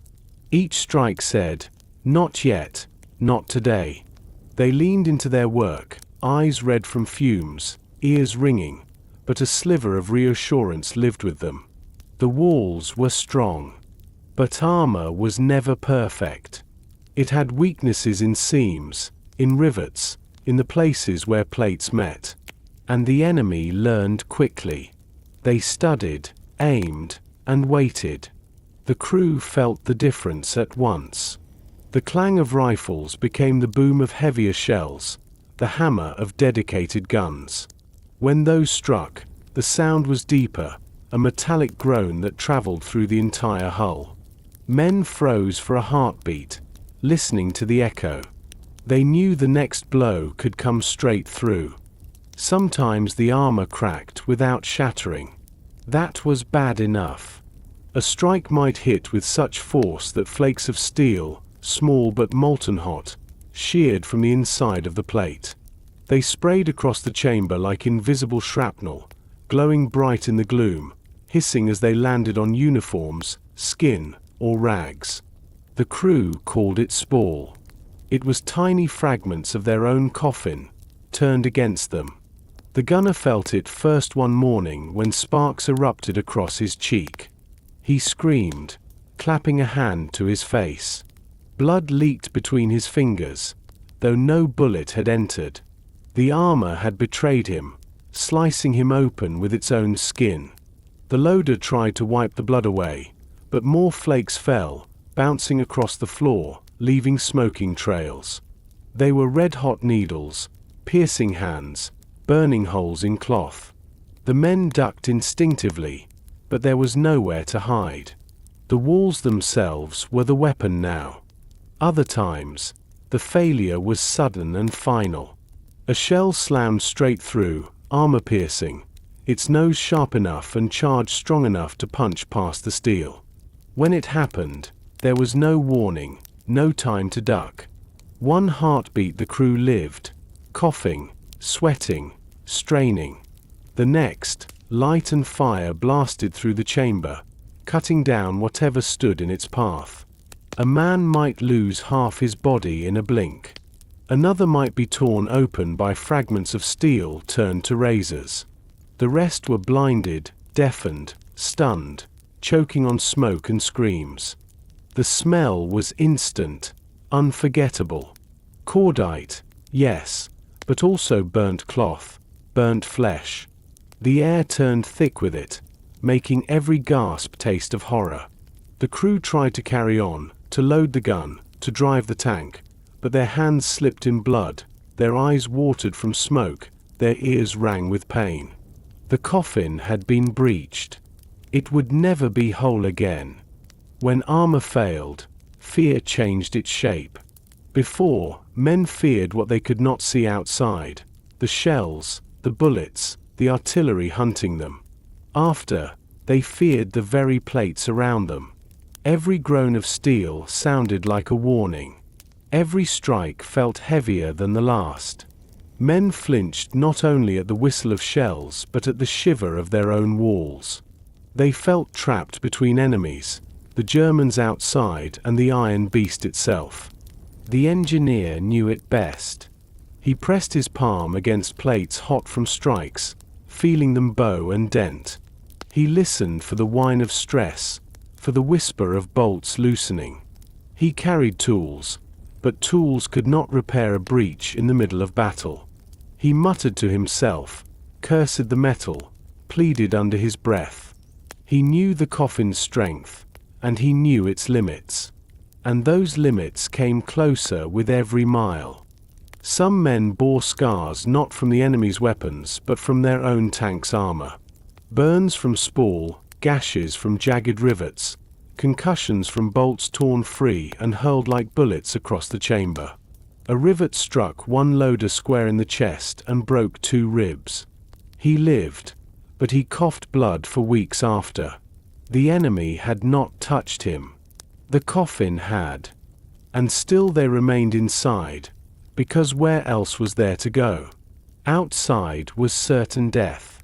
Inside was only probable. The crew kept working, sweating in the fumes, reloading the gun, steering the beast forward, all while knowing that any moment the armor might fail again. They carried on because stopping meant nothing but surrender. When the hatch finally opened at the end of a day, and the men crawled out into the grey light, they looked back at their machine differently.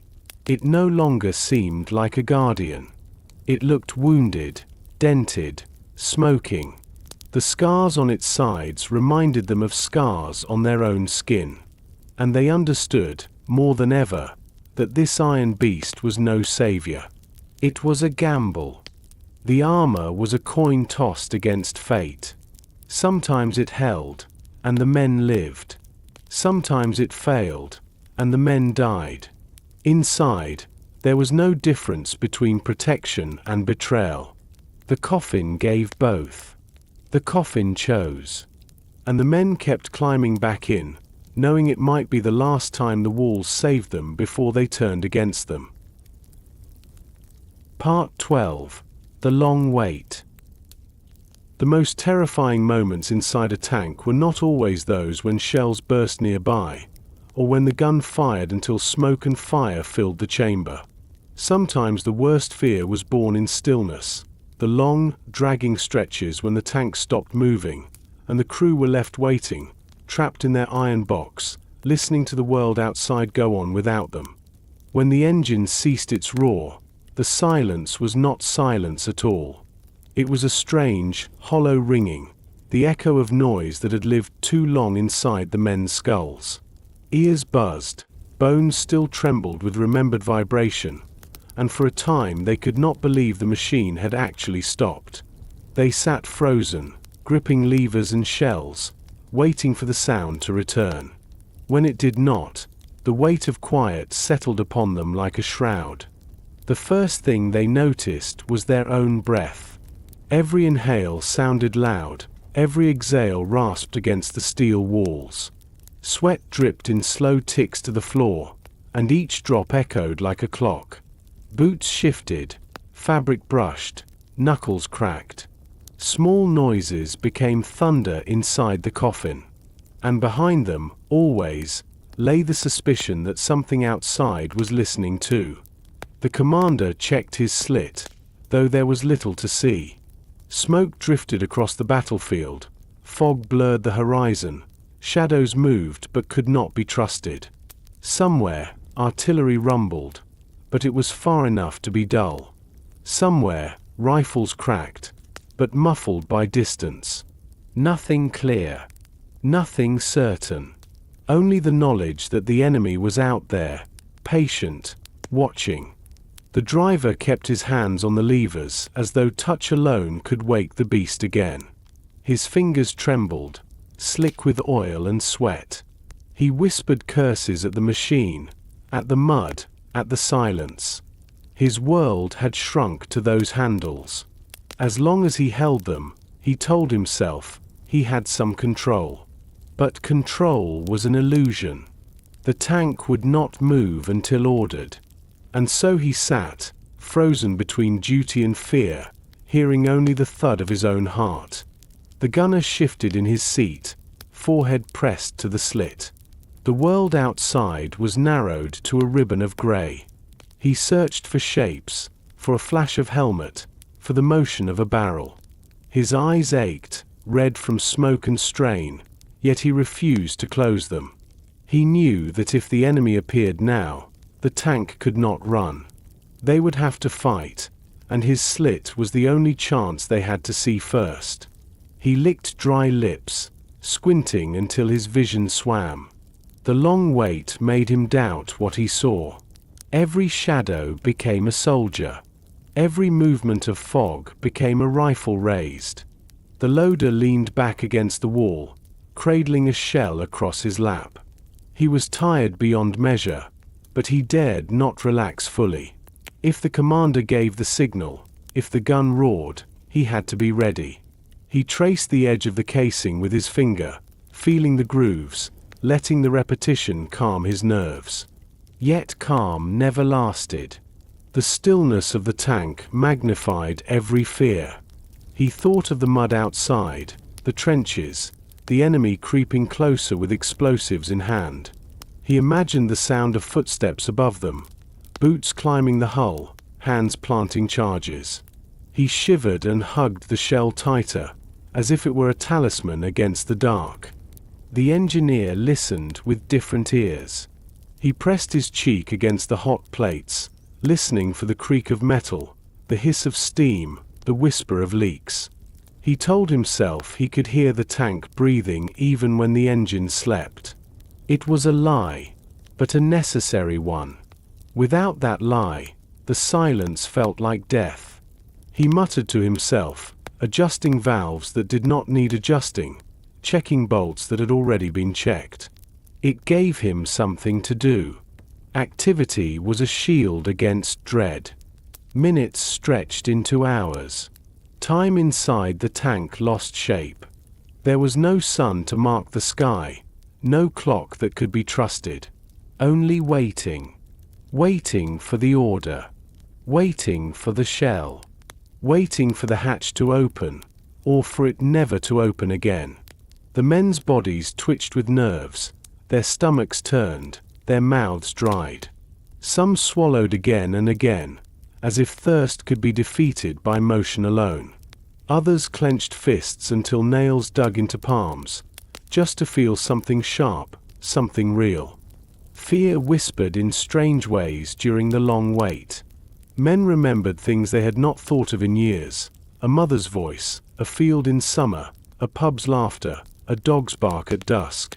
These memories intruded like ghosts, uninvited, pulling at the heart until the silence grew unbearable. Then a noise would come, a shell in the distance, a clatter on the armor, and the ghosts vanished, leaving only the coffin and its crew. The commander knew this silence best. He bore it on his shoulders like another weight of steel. He looked at his men, their faces pale in the dim light, their eyes haunted. He wanted to speak, to encourage, but words died before leaving his lips. What comfort could he give? That the tank might move again? That survival was still possible? He knew better. Silence was honesty. And so he remained quiet, staring into the grey slit, hand resting on the hatch as though ready, at any second, to choose life or death for them all. Outside, the battlefield shifted unseen. Enemy guns were dragged into position. Infantry crept forward through trenches. Signals flashed. The crew knew nothing of it. They sat in their prison, blind, waiting for the storm to break upon them. Sometimes it never came, and they rolled forward again, hearts pounding but bodies intact. Other times, the first shell arrived without warning, smashing the silence into chaos. But the silence itself was a battle. It tested nerves more than any roar of guns. In stillness, men confronted their own minds. Doubt grew heavy. Hope thinned.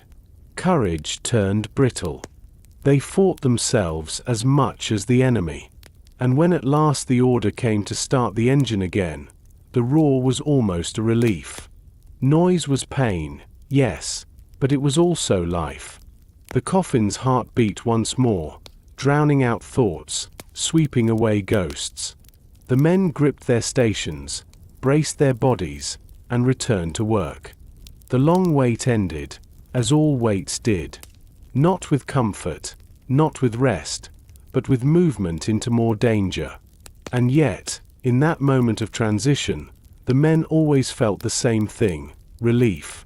Better the roar than the silence. Better the battle than the waiting.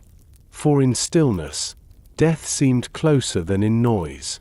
At least with the engine alive, they could pretend to fight back. And so the coffin moved again, carrying them deeper into the storm, while the long wait sank into memory.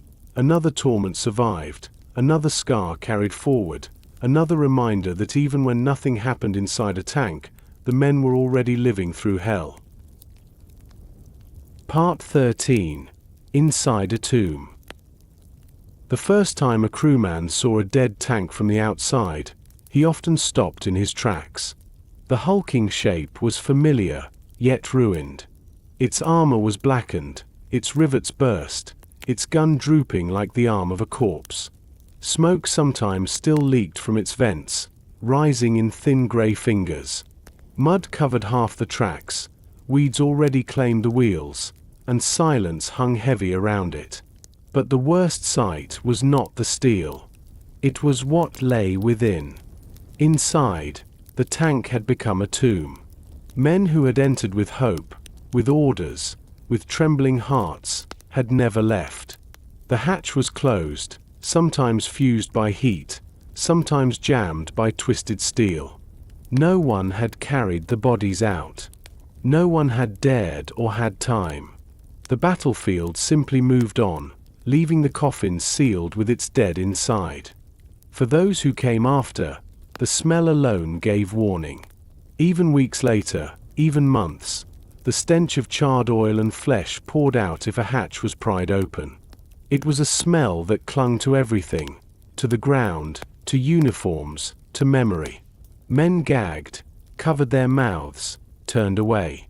Yet curiosity, or duty, sometimes forced them to look. And what they saw burned into them forever. Bodies slumped where they had fallen, twisted by heat, broken by blast. A driver still hunched over his levers, a gunner frozen with his eye pressed to a slit, a loader sprawled across spent shells. The positions told the story without words. They had worked until the last second, until the armor failed, until the fire came, until smoke filled the chamber. They had not run. There had been nowhere to run. The steel walls were scarred by more than fire. Inside, rivets had torn loose, bolts had become bullets, shards of armor had turned into knives. Blood streaked the plates where men had been cut not by the enemy, but by their own machine. The tank had consumed them, body and soul. For the living crews, these tombs were warnings scattered across the front. They passed them on their way to battle, hulks leaning in craters, half buried in mud, sometimes with skeletons of tracks still spinning idly in the wind. They knew that tomorrow, perhaps today, their own tank might join this graveyard of iron. They climbed inside anyway. Orders demanded it, but something deeper held them too, the strange loyalty men feel toward machines they hate. Inside their own tanks, in quiet moments, the thought returned. If fire takes us, we will stay here forever. The idea haunted them more than shells, more than fumes. Dying in battle was one thing, but to die inside, sealed away, never buried, never named, that was another. It was erasure.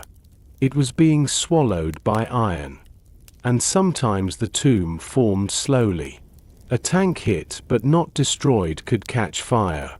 Smoke poured in, filling lungs. Men coughed, choked, groped blindly for the hatch. Some made it. Others collapsed, clawing at steel until their nails tore away. When rescuers came days later, they found handprints blackened into the walls, marks of desperate struggle that no story could exaggerate. In other cases, water claimed the coffin. Tanks trapped in craters filled with rain sank slowly. The crew inside had time to know what was coming. They felt the floor grow damp, then wet, then submerged. Boots filled. Water rose to knees, to waists, to chests. Air grew heavy, then vanished. Some drowned in silence. Others tried to break hatches that mud had already sealed. The tomb did not need fire to claim them. Earth and water were enough. Stories of these tombs spread, carried in whispers. Soldiers at the front told one another not to look too closely at wrecked tanks. They said the eyes of the dead still glowed faintly inside. They said the smell could haunt a man's dreams.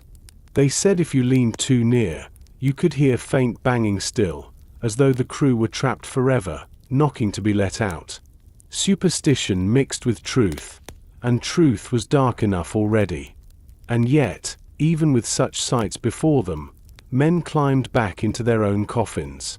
They knew what awaited them if armor failed, if fire caught, if mud claimed them.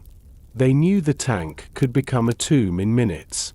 Still, they closed the hatch and sealed themselves inside. Perhaps it was courage. Perhaps it was duty. Perhaps it was only the dull resignation of men who had no other choice.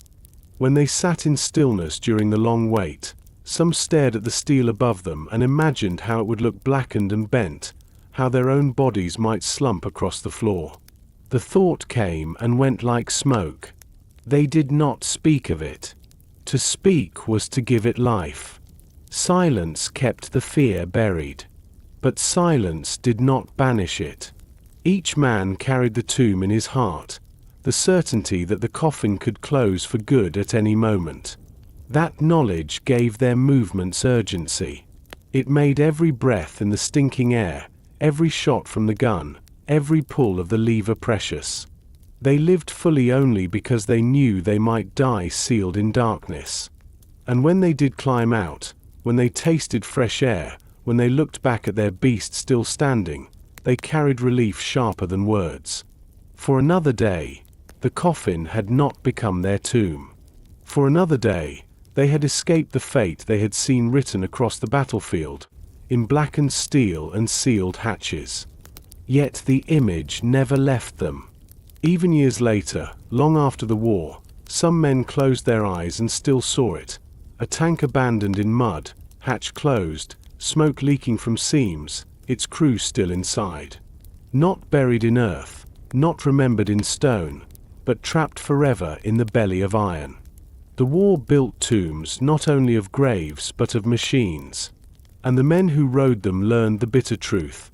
The armor that promised life could just as easily become the walls of death. Part 14. Survivors' Voices. Long after the guns went silent, after the fields were cleared and the mud dried, after the machines themselves had rusted into skeletal hulks, there were still men who remembered. Survivors. Those who had lived inside the coffin, who had sweated and coughed and prayed in its belly, who had climbed out again into daylight while others never returned. They carried the memories like scars across their minds.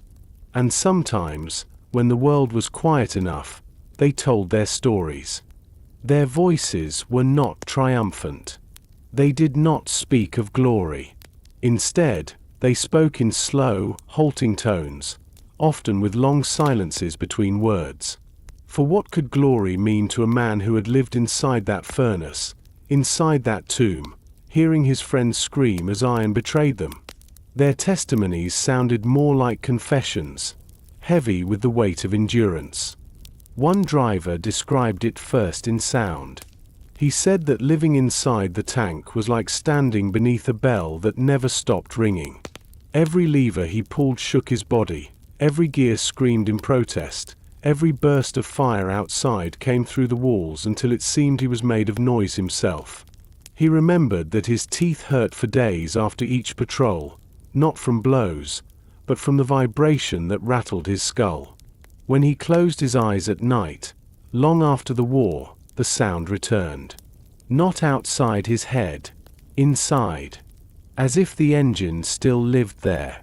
A gunner, older when he spoke, described it through sight. Or rather, through blindness. He remembered the world only as narrow slits of grey, of sparks, of shadows. He said the worst thing was never knowing what he had struck. A shape flickered, a trigger was pulled, the tank roared, and then the slit filled with smoke. Did a man fall? Did nothing happen? He never knew. The uncertainty ate at him more than the kills. Years later, when he stood in fields, he blinked as though his vision still narrowed to finger widths. He admitted he could not look at a wide horizon without unease. It felt unnatural after the coffin. A loader's memory was of smell. He swore he could still catch it in crowded rooms, in train stations, even in his own kitchen.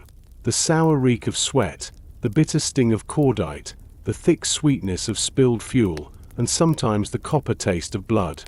He gagged when he spoke of it, pressing a hand to his mouth as though it lingered there still. He said the smell was worse than bullets, worse than fire, because it was constant. It lived in his lungs. He told his family he did not want flowers at his funeral, because flowers would only remind him of how foul the coffin had smelled in contrast. An engineer spoke of touch. His hands, black with oil even years later, remembered the heat of the engine, the way steel trembled beneath his palms, the way fire licked across plates when fuel spilled. He had burns across his arms, thin white scars that never faded. He said he could still feel the moment when the machine faltered, the way the hum dropped, the way silence entered like a predator. To him, the tank had been alive, breathing through gears, eating through fuel, demanding sacrifice. He survived, but he admitted he sometimes wished he had not, because life outside the coffin felt empty compared to the raw intensity of keeping the beast alive. And then there were those who remembered voices, the voices of the crew that never walked out again. A commander confessed that in the dead of night he sometimes heard them. Not in dreams, not in memory, but as if they sat beside him once more, shouting over the engine, coughing in smoke, praying under their breath. He said he tried to answer them, but no words ever came. His throat closed each time. He drank often, hoping to drown them, but the voices swam even through the drink. He called them his ghosts. They kept him company, though their presence broke him. Some survivors spoke calmly, as though describing the weather. They listed the facts: the heat, the fumes, the fear. Others wept openly, their hands shaking, their eyes lost somewhere decades behind them. Each testimony was a fragment, incomplete, but together they built a picture more terrible than any official report. The tank was not only a weapon. It was a cage, a crucible, a torture chamber that demanded everything from its crew. And yet, many of them admitted something darker still, a strange loyalty. They hated the coffin, yes. They cursed it, feared it, swore never to step inside again. But at the same time, they missed it. They missed the closeness of the crew, the unity forged in suffering. They missed the certainty that each moment might be their last, because it made every breath vivid, every heartbeat sharp. The coffin had been hell, and it had been life at its most immediate. Outside, the world felt distant, diluted. Inside, they had lived with a terrible clarity. One survivor summed it best, though his words shook as he spoke them. He said, "The tank tried to kill us, and sometimes it did. But when you climbed inside, you knew you belonged to it, and to the men with you. You weren't yourself anymore. You were part of the machine. And when I came out again, when the war ended, I never found myself whole. Part of me stayed in there, sealed in steel, breathing fumes forever." These voices, fragile and haunted, were all that remained when the last tanks rusted away in fields. They carried truths official histories could not capture. They reminded the world that inside those great beasts of iron, men had lived, suffered, endured, and sometimes died unseen. Their voices were not shouts of victory but whispers of survival. Whispers that proved the coffin had never been only metal. It had been memory, carved deep into human hearts, carried for lifetimes. And for those who listened, those whispers lingered long after the survivors fell silent. Echoes of men who had once sat in the belly of iron, praying that the armor would hold, breathing smoke, waiting for the next strike. The voices of survivors. The last living fragments of the coffin's tale. Part 15. Reflection in Iron. The tank was born from desperation. The war had devoured men by the thousands in the trenches, and generals sought a way to break the deadlock. Out of sketches and factories, out of workshops that smelled of steel and soot, came the landship, heavy, lumbering, awkward, and yet carrying a promise of change. To those outside, it looked like salvation. To those inside, it was something else entirely. For the crews who entered the iron coffins, the tank was never simply a weapon. It was a world. It surrounded them, pressed against them, consumed them. They breathed its fumes, sweated in its heat, froze in its drafts, listened to its endless roar. Every sensation was filtered through steel. Outside, the war was chaos, but inside the coffin, the war became intimate, pressing against skin and lung and bone. Looking back, survivors struggled to explain it. They could describe the mud, the smoke, the rattling of bolts, the choking air.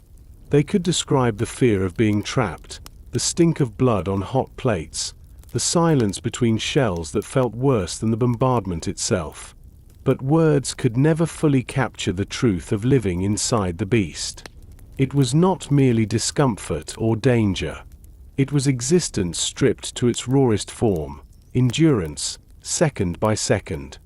The tank did not care for the men who rode it. It was iron and fuel, gears and fire. It demanded sacrifice without offering loyalty. One day it carried its crew across wire and trenches, sparing them from bullets. The next, it betrayed them, turning its armor into knives, its engine into flame, its shell into tomb. The coffin was both savior and killer, and every man who served in it knew this duality. They climbed inside anyway, because duty demanded it, because orders left them no choice, because perhaps, deep down, they accepted the gamble.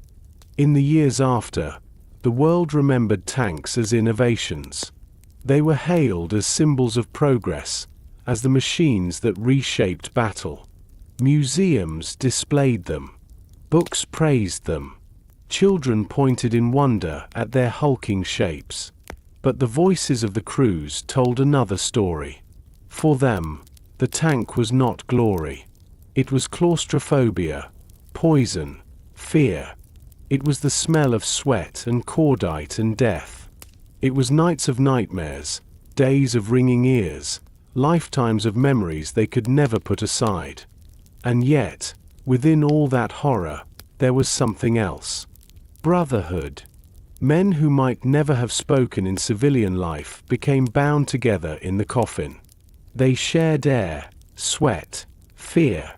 They trusted each other's hands more than their own.